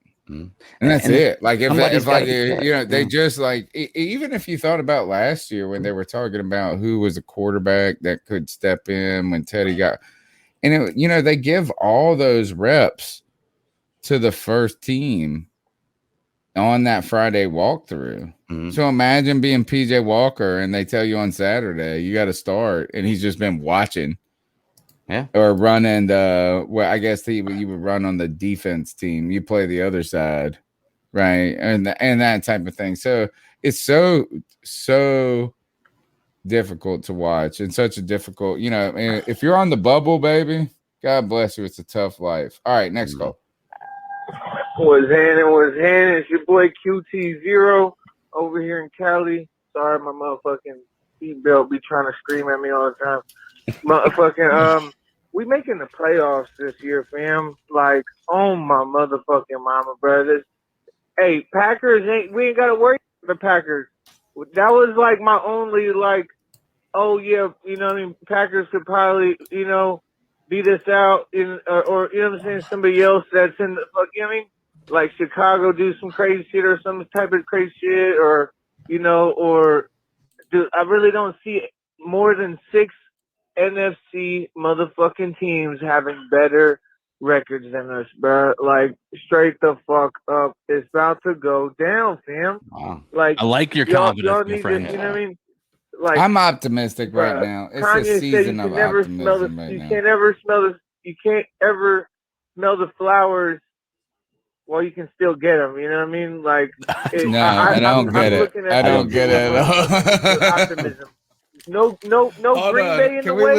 We get in the fucking playoffs, and you add a motherfucker that you can't ever smell the flowers while you can still get them. You know what I mean? Like, I'm looking at this shit with optimism. No Green Bay in the way. We get in the fucking playoffs. And you add a motherfucking Deshaun Watson to this, and we got 2 fucking quarterbacks in this bitch. Like I've been hearing through the grapevine, but it's Super Bowl time. You know what I mean? I know I'm a homer and everything. It's okay, but I'm optimistic, and even with just Samuel, the homeboy Darnold. All right, we're making the playoffs, guys. You know, so let's just handle this season right, get the good start, and play conservatively through the end, and just make sure we get to this motherfucking playoffs. If we can, maybe beat the Bucs. Fuck it, have a good position in the playoffs. But regardless, we just need to get in there first and then work from there. You know what I'm saying? Figure out who that opponent is and get to the motherfucking next level.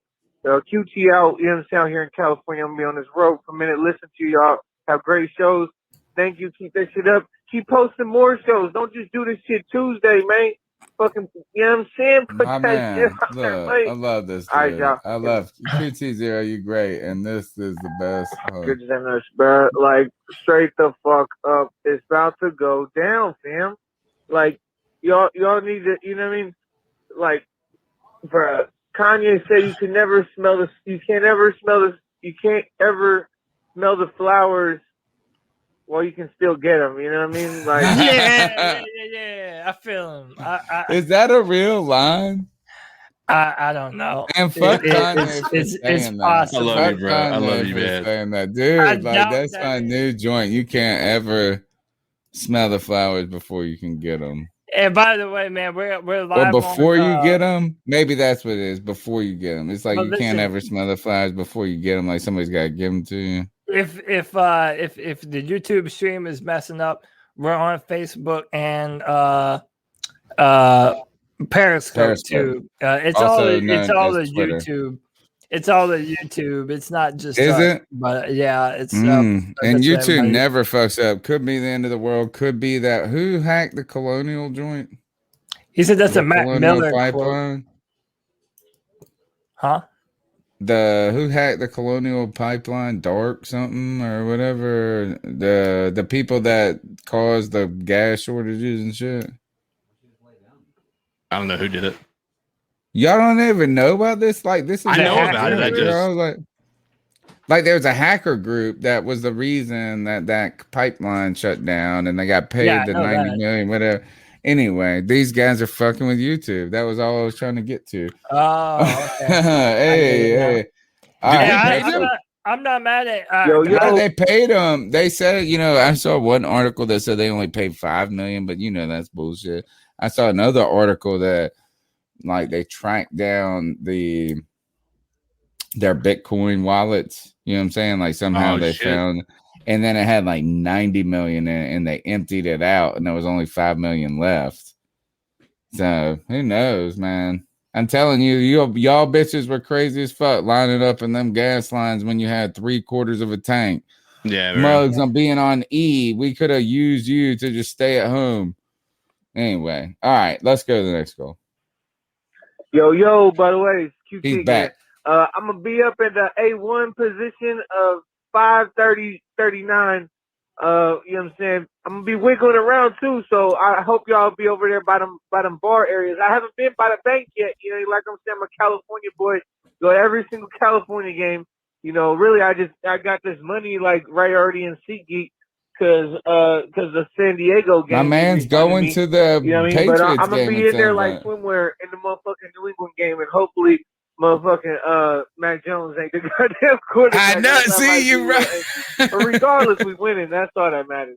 And but I'm gonna be out there, fam. And I do have an apology to give to Cody because I said I had beef with him over the Hurney thing, so I'll be apologizing first. It's okay, Cody. No, you ain't gotta worry about me when you see me, G. Nah, but I know you won't be able to make it up to the 500. But I'll try and swindle down by y'all and see what's up with buy y'all drinks. Fucking, I'm gonna be at that game. I'm gonna be out there solo. We got to turn up after the game too. We gotta figure out a situation with like all the big cat. We gotta hit the strip club or something. You know what I mean? Like we gotta go turn up after the game, QT, you'll love Saturday. this. Because I'm gonna be out there Friday, Saturday, and Sunday. My first time out there in Charlotte. Motherfuckers gonna have to show me around. You can go. You can go, QT. You can bring your ticket stub.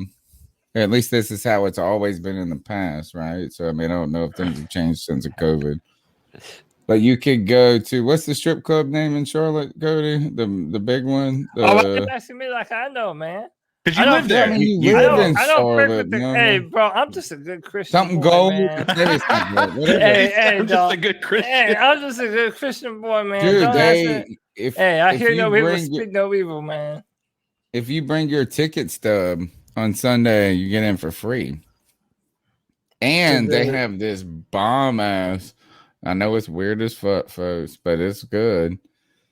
They have a breakfast buffet. They used to. COVID killed all of this. They had a breakfast buffet, bro. You could go up in there. You go to the strip club in Charlotte. You go to the bars, and then afterwards you hit the strip club, and they have this like you get hash, you get eggs, you get bacon, and mugs are eating. And it's funny. It's funny. You see a bunch of homeboy. You see tough motherfuckers. There with titties around, and they just eat these eggs, they eat these grits. It's Tony, so funny. And I was like this. I was like, Tony, you need to end that statement with "I heard." It's Uptown Cabaret. Yeah, I heard. Yeah, I was there, bro. I was there. I was a witness. I mean, I'm a witness. Your mom to be up in this chat and like, man.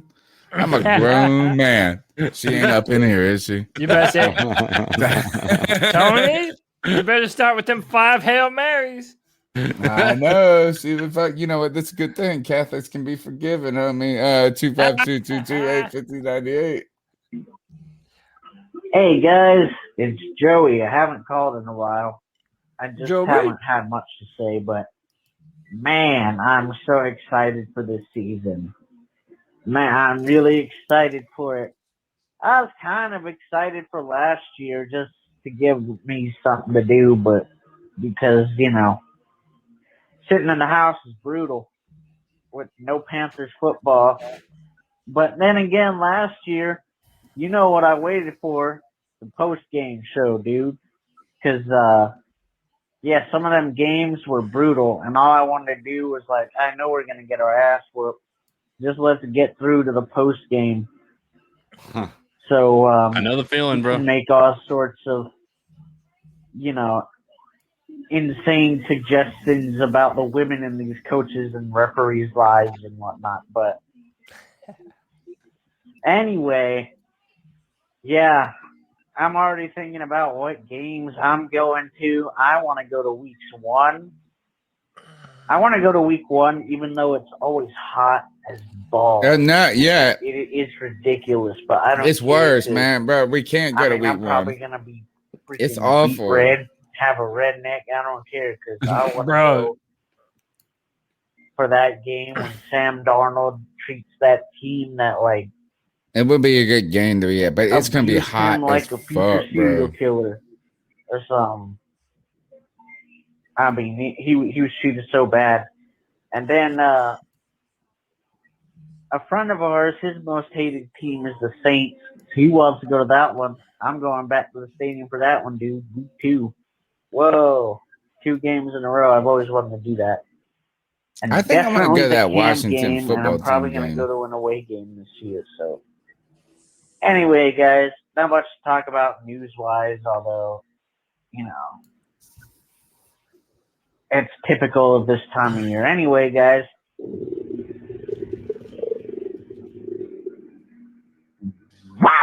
Oh God, he drew that one out a while, bro. He's right, man. Those early week games, so hot. They're awful. And speaking, I remember of you went to that Rams one, dude.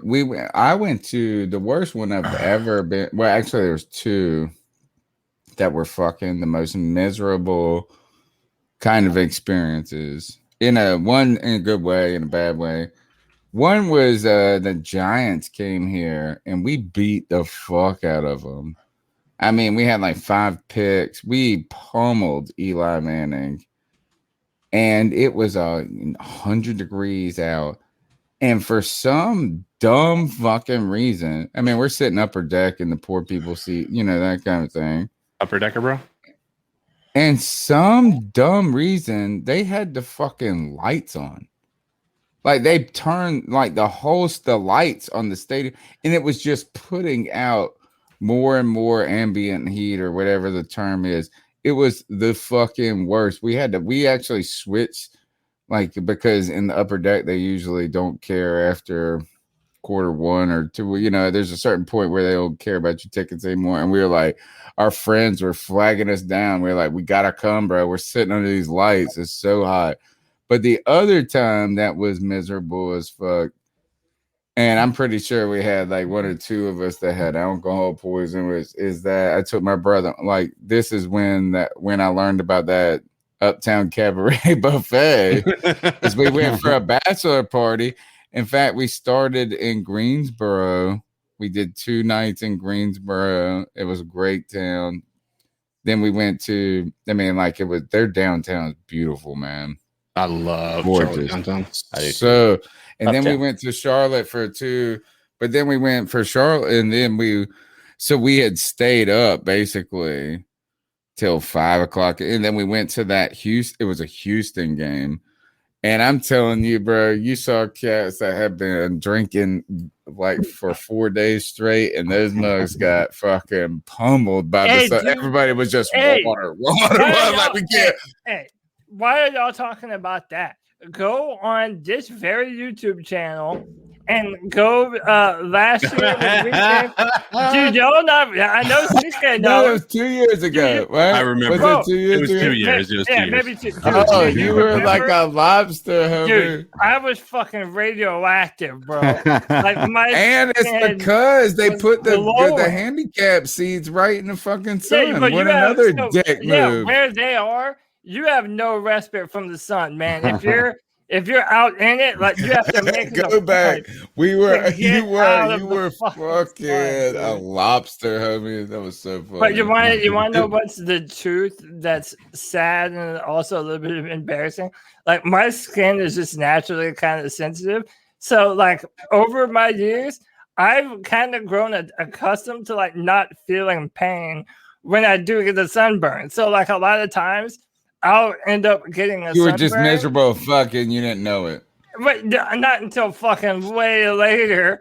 But yeah, Until later, you saw yourself. How about that? It was like one of those things. It's like, have you ever seen a kid that gets hurt?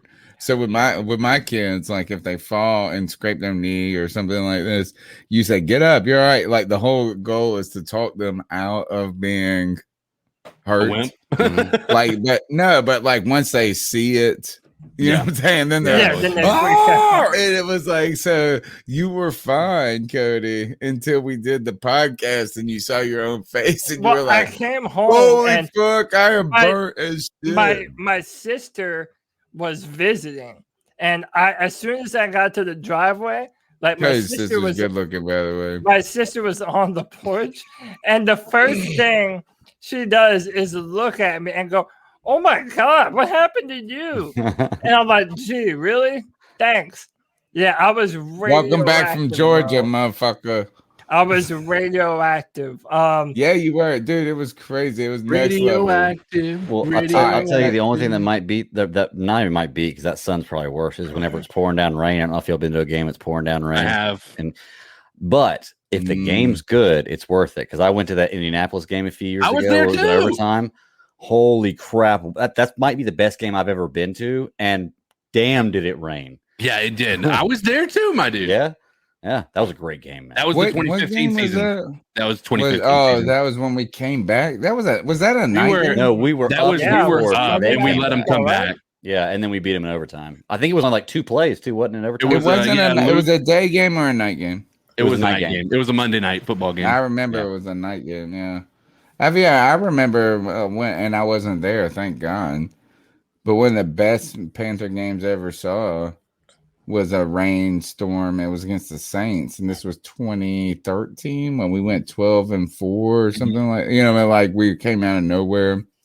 And Ron Rivera punts the ball with under 2 minutes.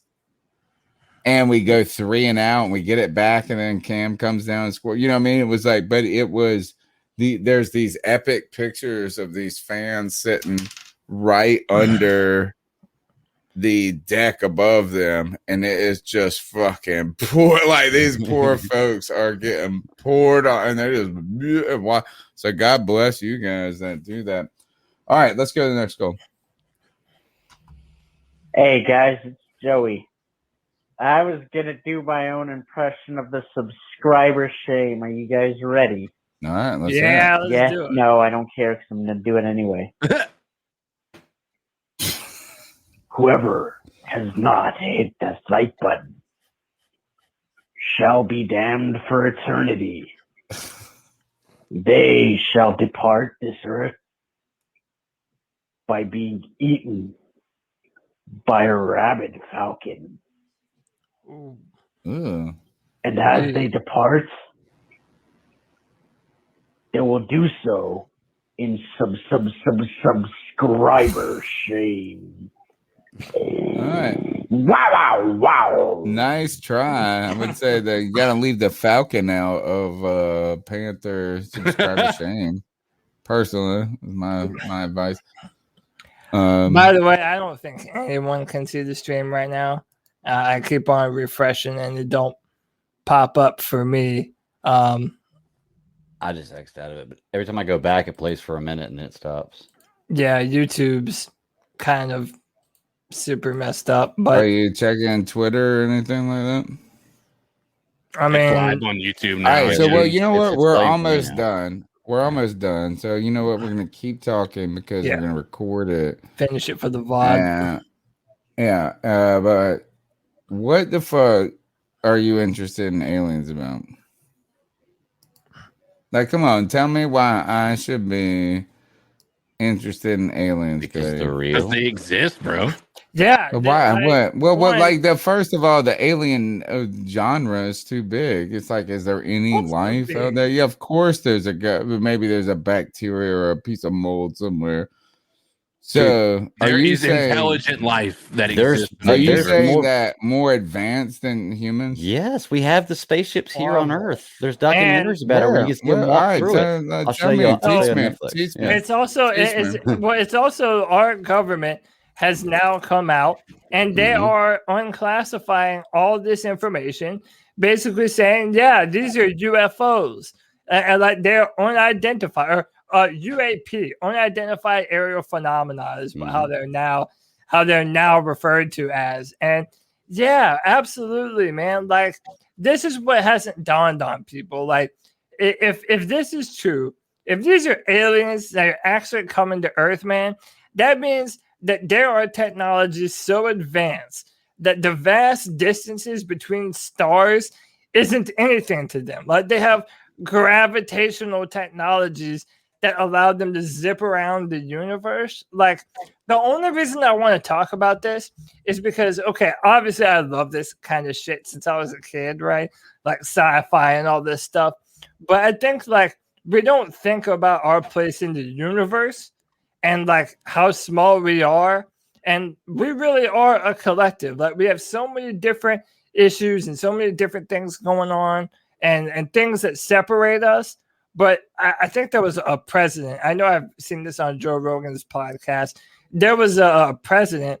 It might have even been Kennedy who was like, how quickly we would all come together and forget all of our petty earth bullshit if we had to defend ourselves against something that came from off of this world.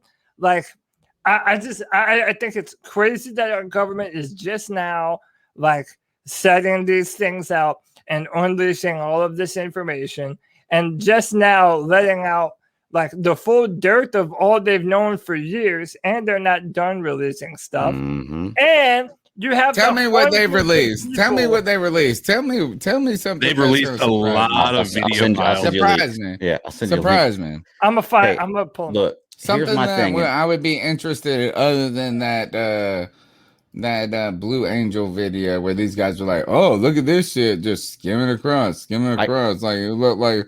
Tell me something that should make me give a fuck about this. But I got a Tony, Netflix series you should watch, Tony, and it's a guy who used to work in Area 51, and he goes through and explains everything about what he used to do. Explains the ship. What was the explains coolest technology. thing he said, though? Well, what was the coolest thing that you would be like, Tony, these motherfuckers got whatever? Like coolest what's thing I one saw thing? was that they didn't have controls in the ship. They controlled it somehow other than physically controlling it. That was the coolest thing I heard. We have a ship. Oh where yeah, there's multiple no ships parts and bodies and no alien. No, we So have we the have bodies. no alien, no Yeah. ship. No, there's They have got the ships alien and bodies. yeah, they have the bodies. Yeah, yeah, dude. You're There trying is to tell me this people are gonna hate me motherfucker's for that this. cool, and we caught him. We caught them multiple. Come on. People are gonna hate me for this, but there is thousands times more evidence that aliens exist than any form of religion ever. I'm sorry, but there is. I'm sorry, but there is. So, Repeat that statement. I'm like, I need to revisit he's the saying statement. that there's more tangible evidence for extraterrestrials than there is any Any deity. credence to anything Any of, like, deity, God or anything Right. from the I mean, like, I'm not holy gonna fight books you on being that. The real. all the religions, we get to just say it's about faith. Like, That's it's not like point, don't see it. It's just like you gotta believe. Like it is. I subscribe to the principle that aliens are the I guess divine creature that we've defined as God. In our Guys, y'all are Yeah. a bunch of why do you fucking think lunatics, man. ancient Egyptians used to pray to numbers of gods? Do you think the Egyptians really built the pyramids as precise as they did by themselves? We can't even do that now. Also, Come on, Greg. Come on. looking Oh, Greg. Also, Come how they do on. it? No, but Tony, look, you're this naysayer. They fucking used a measuring tool, homie, and they were evidence good do at you have? mathematics. What No, evidence? but how do you get a rock that big up that high? And how do you make it so that way whenever you can be underneath ground under the pyramids and look up through a tube and see certain stars? Like I'm telling you, there's too much stuff to it that. How about this? What kind of dumbass? Are you trying to tell me that these aliens are so smart they can do all this, but they come here and build these fucking pyramids and they leave us alone? Maybe. Come on, what kind of dumbass would they build a summer I don't know how island long and these look aliens up? live. Nah, man, nah. You want to know Like, what's funny? In Star Trek, there's this idea called the Prime Directive, and basically it's like a futuristic Earth, and their timeline, they're not allowed to go to under-evolved planets because then it would like fuck with the evolution of that race, and you're not allowed to mess. Well, okay, I think that's why they come here, but they're not like landing on the lawn of the White House. They give you the tip of their dick and then they walk away and be like, "Oh, here, you got a taste of it. Now go the fuck on." No, come on. Dude, the pyramids are. You're too much of a cynic, bro.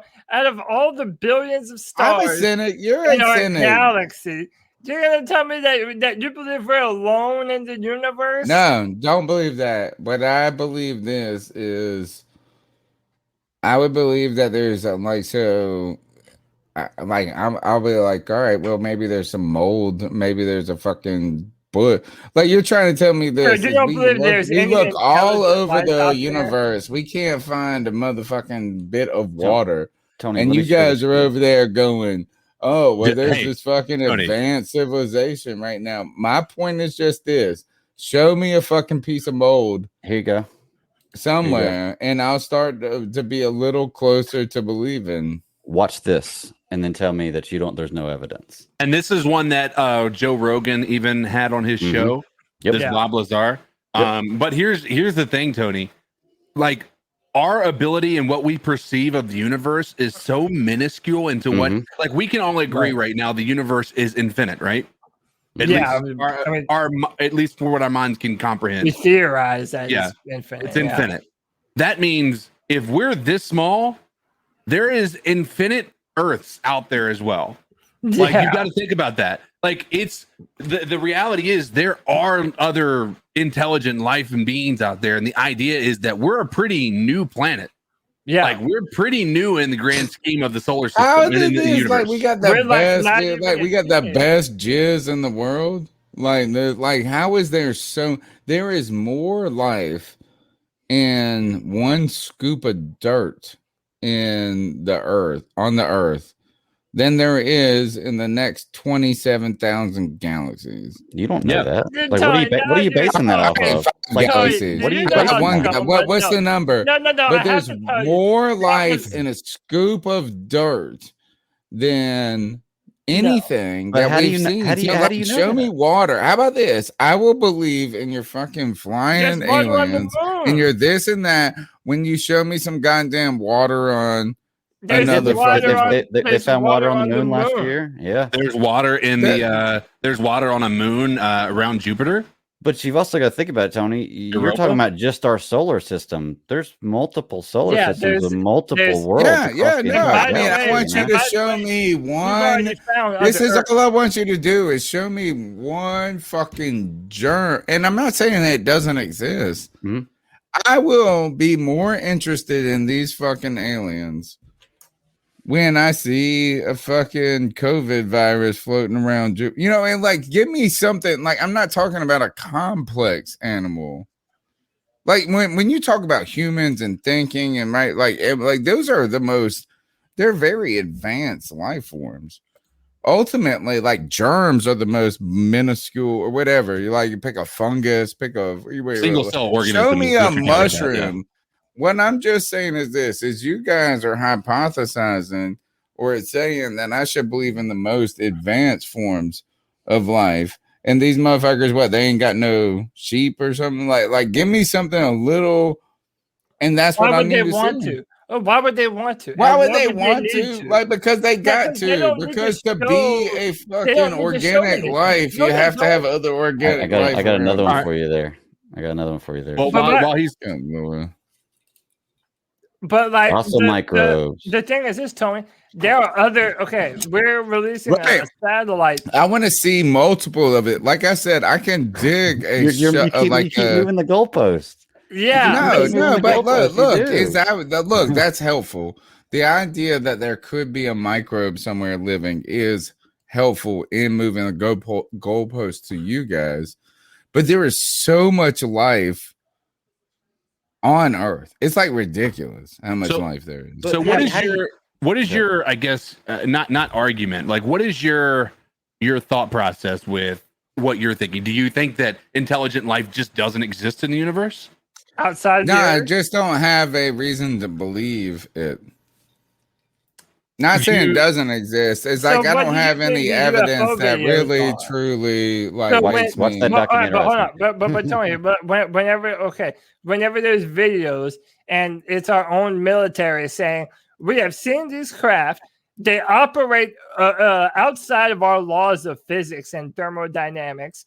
We see them doing this stuff, and we don't know what the fuck it is. What do you think that could be? What's more plausible than aliens? A meteorite. No, a meteorite doesn't fly around. Why do you believe that? Why do you want to believe a meteorite is more likely doing that than an alien? I don't want to believe it. What I'm saying is I have zero reason to believe. But we're giving you evidence right here. No, you're not. You said there's a video, and all I saw was this flying dot. That's all I saw. It was like a dot.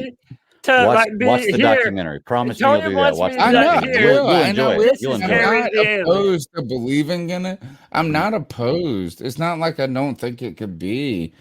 But, like, I mean, don't sell me fucking beachside property in Florida. You know what I mean? Like, I need more, bro. Like, you're trying to tell me that these motors can come and take over our body, this and that, and this and that. Come on. Like, I mean, here's the thing. Here's the thing is I understand your mindset because I think if you're, and I don't know, I think a lot of people can probably relate to this, but if you have, if you believe that God doesn't exist, right?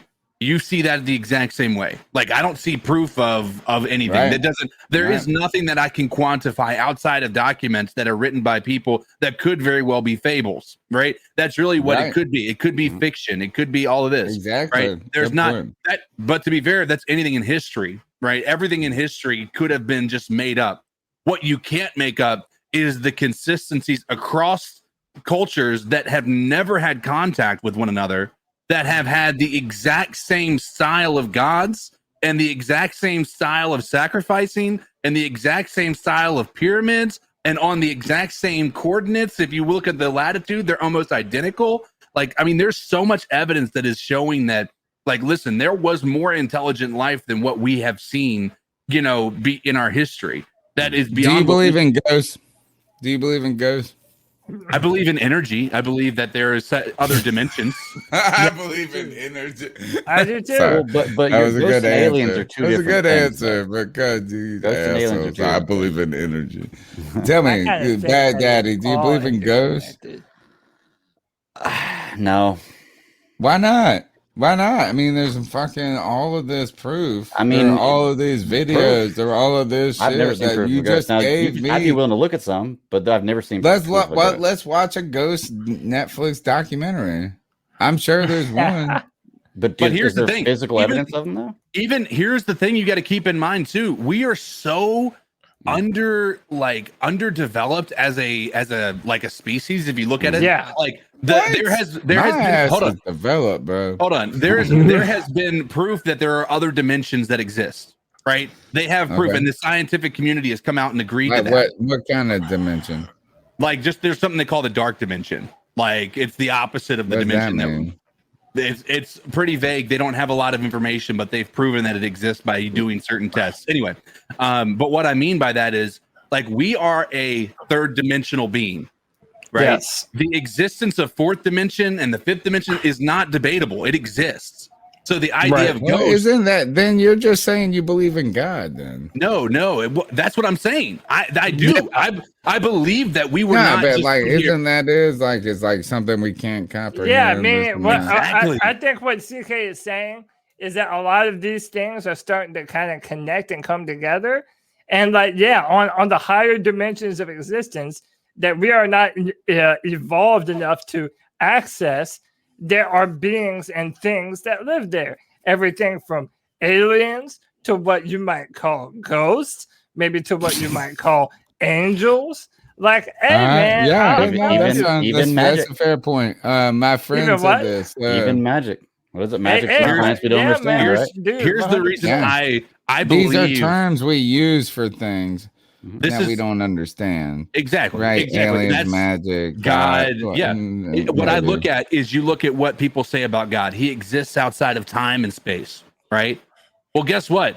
What we experience as time is not relevant to the fourth dimension. It's not. Right.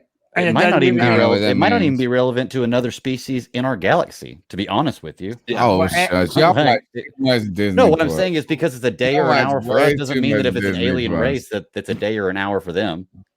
And we know they live 300 years. Well, and we know that time is relative. People on spaceships are like on the shuttle moving away from Earth. They're experiencing time a little bit faster. So, and it's minuscule, but it's something that they were able to record with the Kelly astronauts.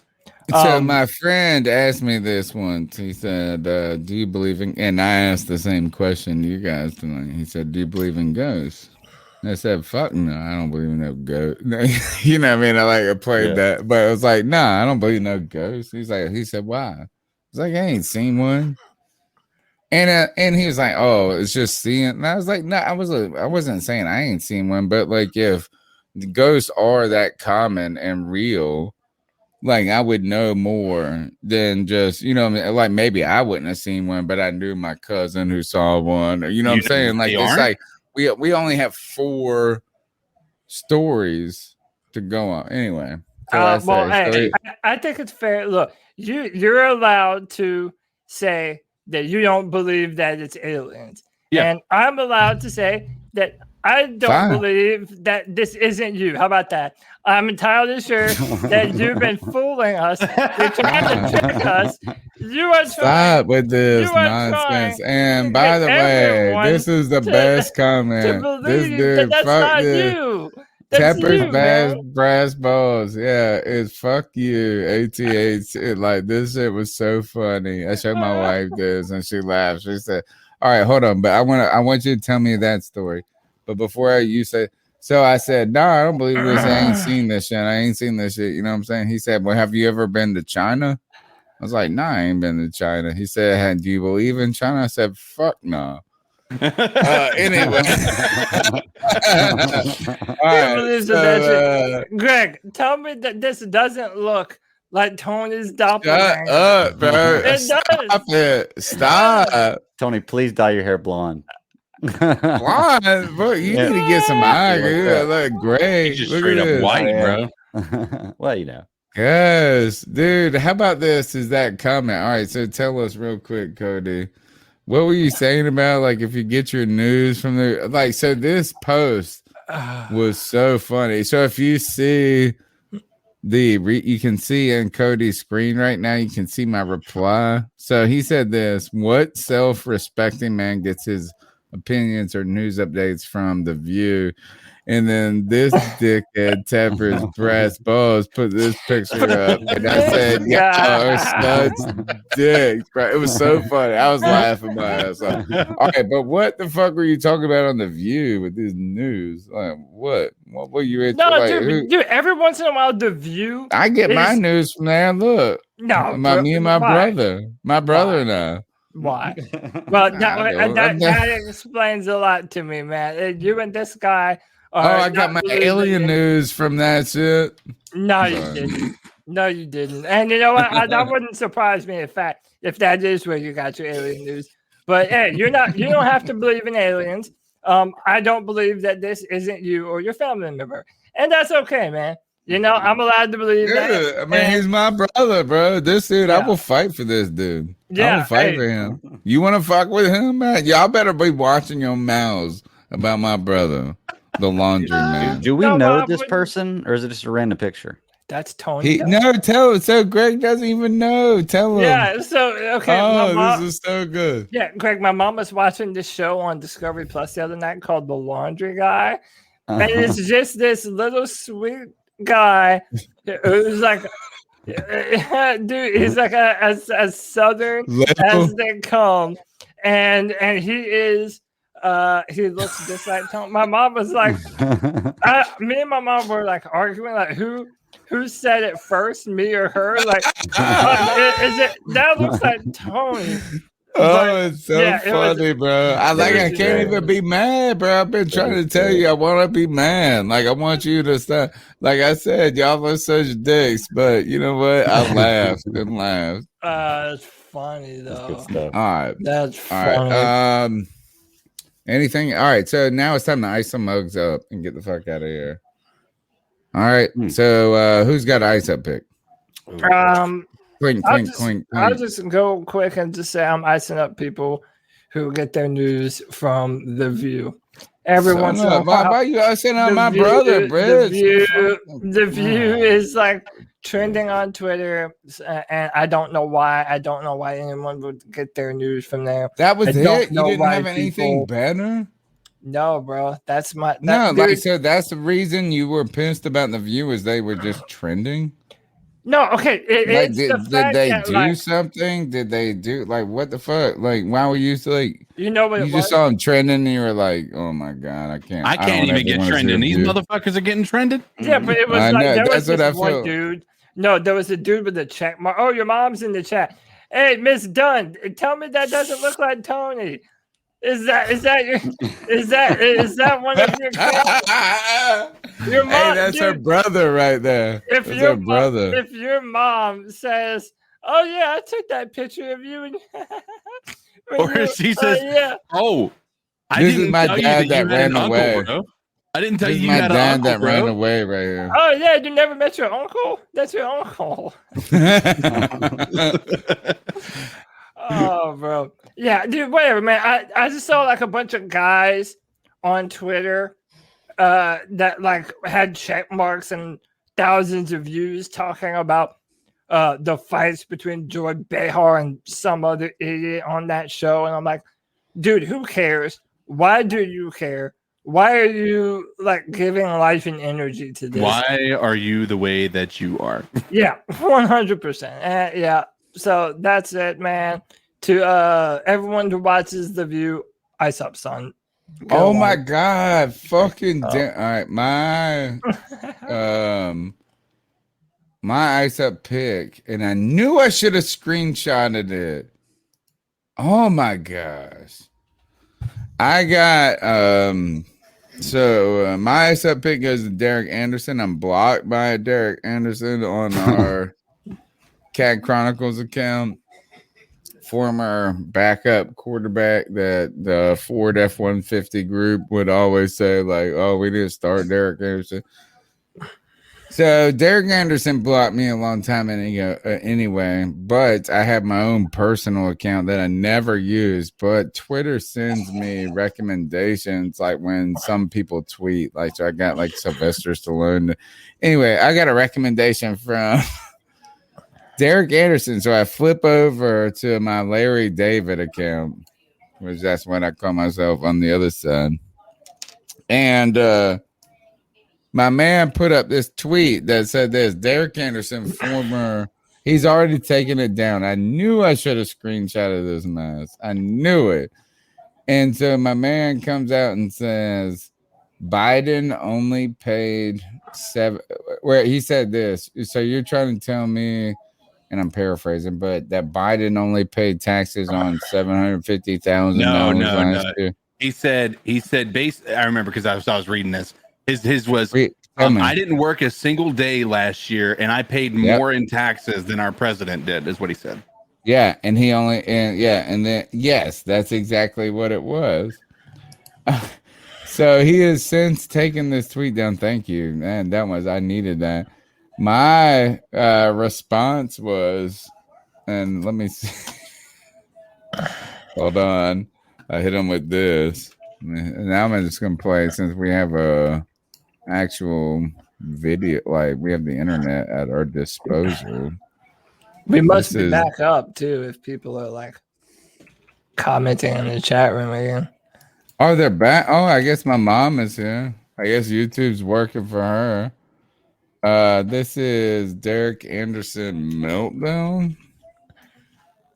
And so when he said, so I retweeted his tweet with the quote retweet, and I hit him up with this. Y'all can't hear it, can you? No. Fuck. You have to share the But volume. he says, this is, can you play this? Oh, maybe I can just share it. Yeah, you can do it. You just have to click the box that All says right. share volume. Let me see. Hold on. Sorry, folks. Like, this is high quality shit that we got going on right now. It's going down for technology. Biden woke up. YouTube is back up. Can you hear that now? No. Nothing? No. Hold on. Let him talk. No, I don't hear anything. Well, anyway, he has this. So he got. Twitter. Send the video to the Twitter. I'll try and play it. Can I just put it in the private chat? Maybe. Why is this not working? My kid, you know what? I bet you that's exact. My kid goes and plays Roblox on my. How much money do you spend on Roblox? He changed it, bro. He changed. Here, look, I got it right here. Hey, can you hear this? I'm telling you right now, we're talking. Deuce and I are talking. What was the context or pointed? But I mean, that went out on Monday Night Television. A lot of fans are talking about it right now as a big problem with this team. Can you put into context Can you hear what it? was going on at that point? point? Yes. What Deuce and I talk about is nobody else's business. But why was something funny when you're down 18 points? It wasn't funny. I wasn't laughing. When y'all gotta pause your video. Yeah, I'll say here two different Okay, things. that's fine. That's fine. Coach That's Gruden fine. commented about it. That's fine. Wait, rewind just a bit. Yeah. Right there. This is what I was saying. Points in the fourth quarter. It wasn't funny. I wasn't laughing about anything.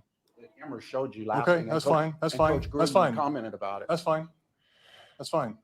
I'm not laughing about it. You think this is funny? I take this serious. I'm real serious. I put my heart and soul into this every single week. All I'm saying is the camera showed I'm you just telling you right now what I do every single week. Every single week, I put my freaking heart and soul into this. I study my ass off. I don't go out there and laugh. It's not funny. Nothing's funny to me. I don't want to go out there and get embarrassed. Nothing's funny to Monday me. Night Football in front of everybody. I'm telling you right now, we're talking. Deuce and I are talking. What was the context in I'm which? done. Sorry.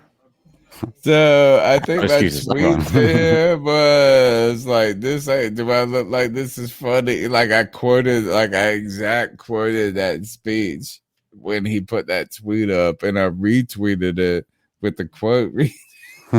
Like, do I look like I'm laughing, motherfucker? This look like this and that, and now his tweets down, bro. He's blocked me. He takes his tweets down. Fuck Derek Anderson, man. You suck. You're a bitch. And did you know that he has like a size 18 shoe or something crazy like that?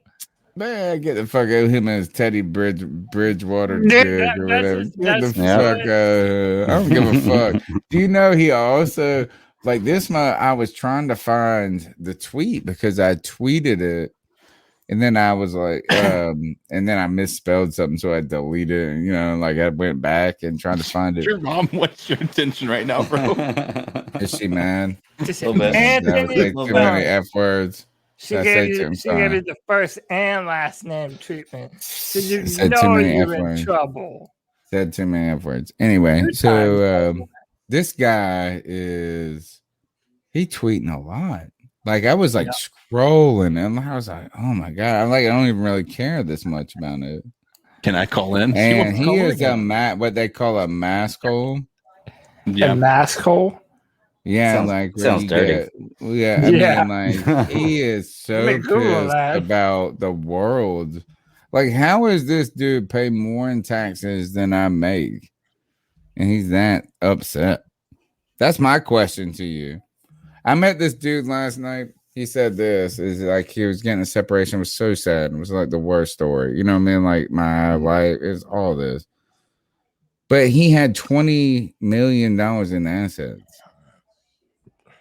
Like, and he was like, I'm so sad I got to give the acreage away. And I was like, well, you know, you could be like the rest of us if we got a divorce. We'd be living in an apartment.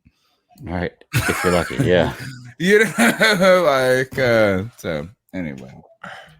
My mom keeps wanting to come on the show. We're not letting her come on the show. Sorry, Mom. We can't do what is it? What's this? Anyway, who else is? Anybody else got an ice up?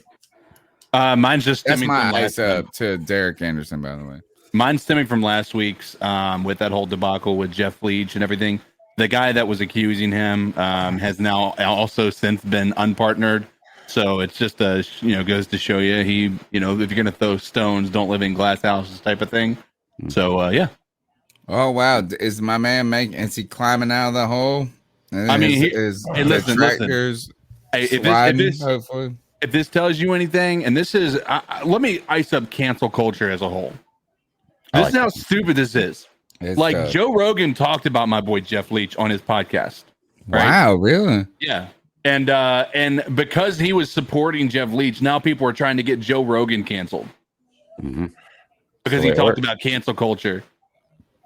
Yeah, and that's another one. I tell you this Joe is the day trending every 2 weeks for fucking nothing. Like don't take the most out of context clip from his podcast and throw it up. That look what Joe said now. It's because he doesn't go with the norm. It's there. Right. He's people are trying to do character assassinations on people who don't follow the same generic principles that everybody else follows. It's the same thing with like he believes you could sit there and go real deep with the conspiracy theories. He believes that that aliens also exist. So now they're trying to cancel him because he's got a platform that's causing the world to believe that as well. Yeah, he had that Corbell on months ago. Yeah. How about this? Is we're all dying for the C3 for someone to take up a vote to cancel us. Like if you do that, we would actually get more views and listens. Maybe. Man, we can say whatever we want. We can say I said that you guys said aliens existed. I said they didn't, this and that. And guess what? Nobody's trying to cancel us because they don't even care about us, bro.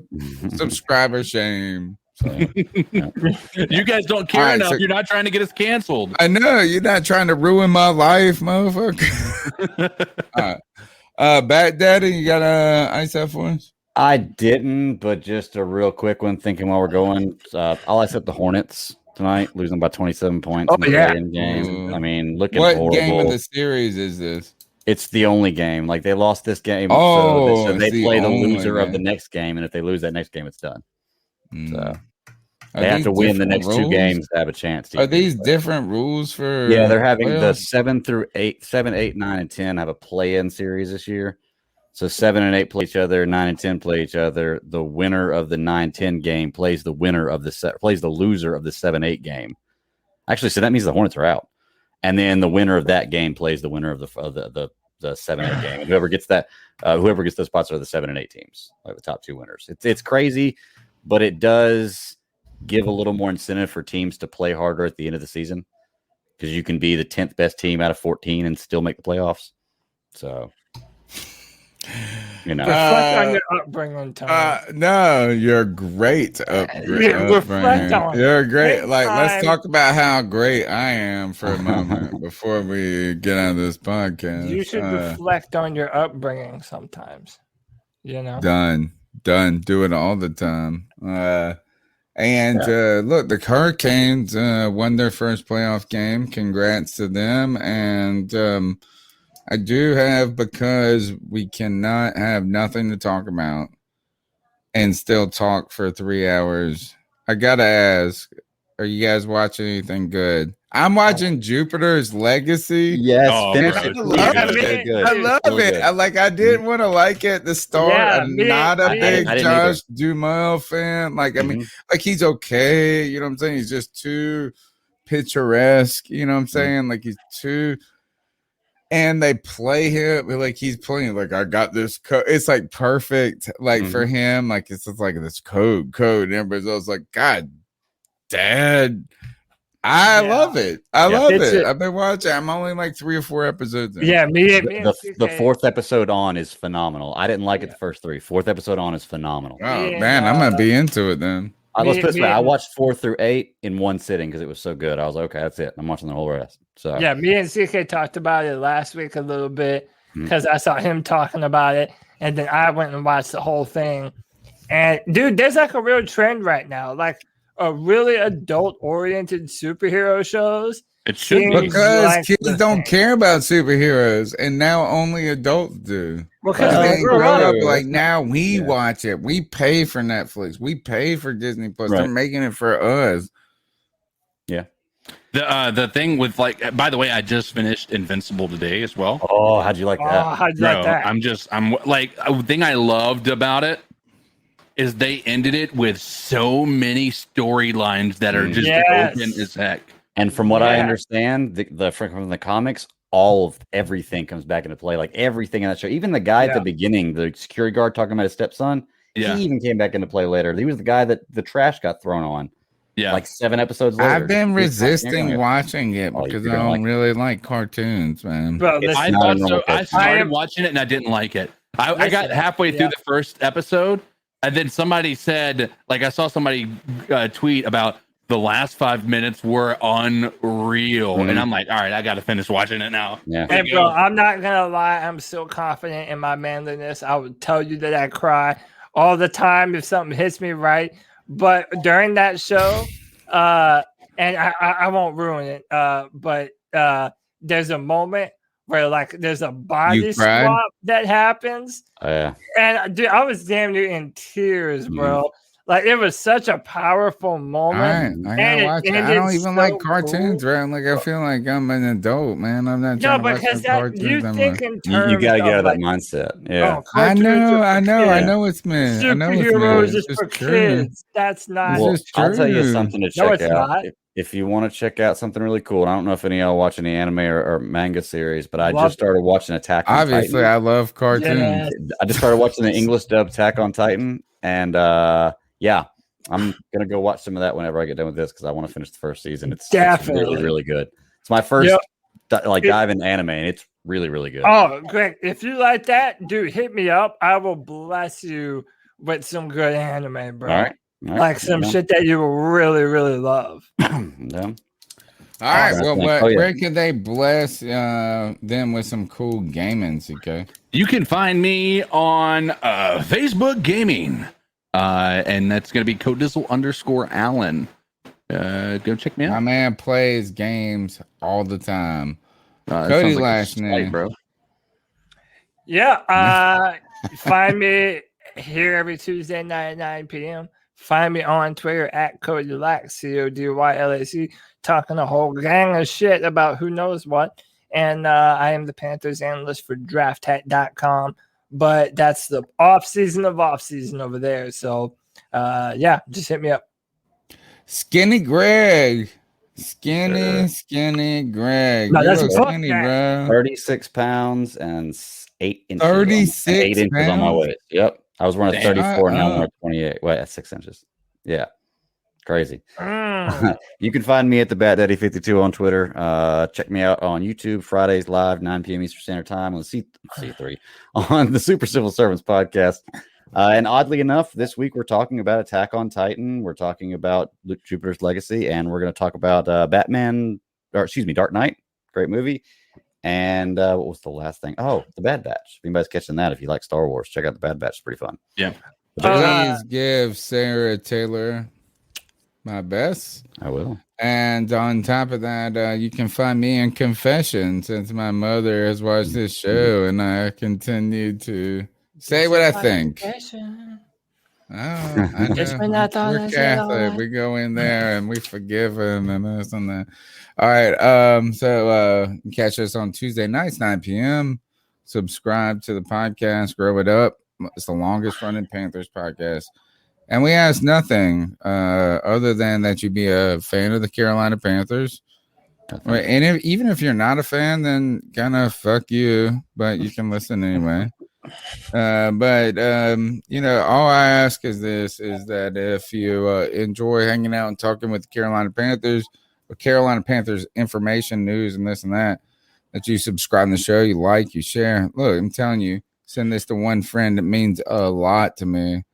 To do that. And we have a Discord channel. You can go to my Twitter at @cat_chronicles, go to the profile and find that Discord channel. There's a live conversation going all the time that's completely devoted to Carolina Panthers. So that's it. It's the C3 Panthers podcast. You can call in at 252-228-5098. until next week, fuck the Falcons and keep pounding.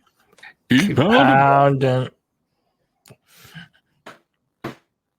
Looking for a fun way to win up to 25 times your money this basketball season? Test your skills on Prize Picks, the most exciting way to play daily fantasy sports. Just select 2 or more players, pick more or less on their projected stats, and place your entry. You could turn $10 into $250. Right now, Prize Picks will match your first deposit up to $100. Just visit prizepicks.com/fan and use code FAN. That's code FAN at prizepicks.com/fan. Must be present in certain states. Visit prizepicks.com for restrictions and details.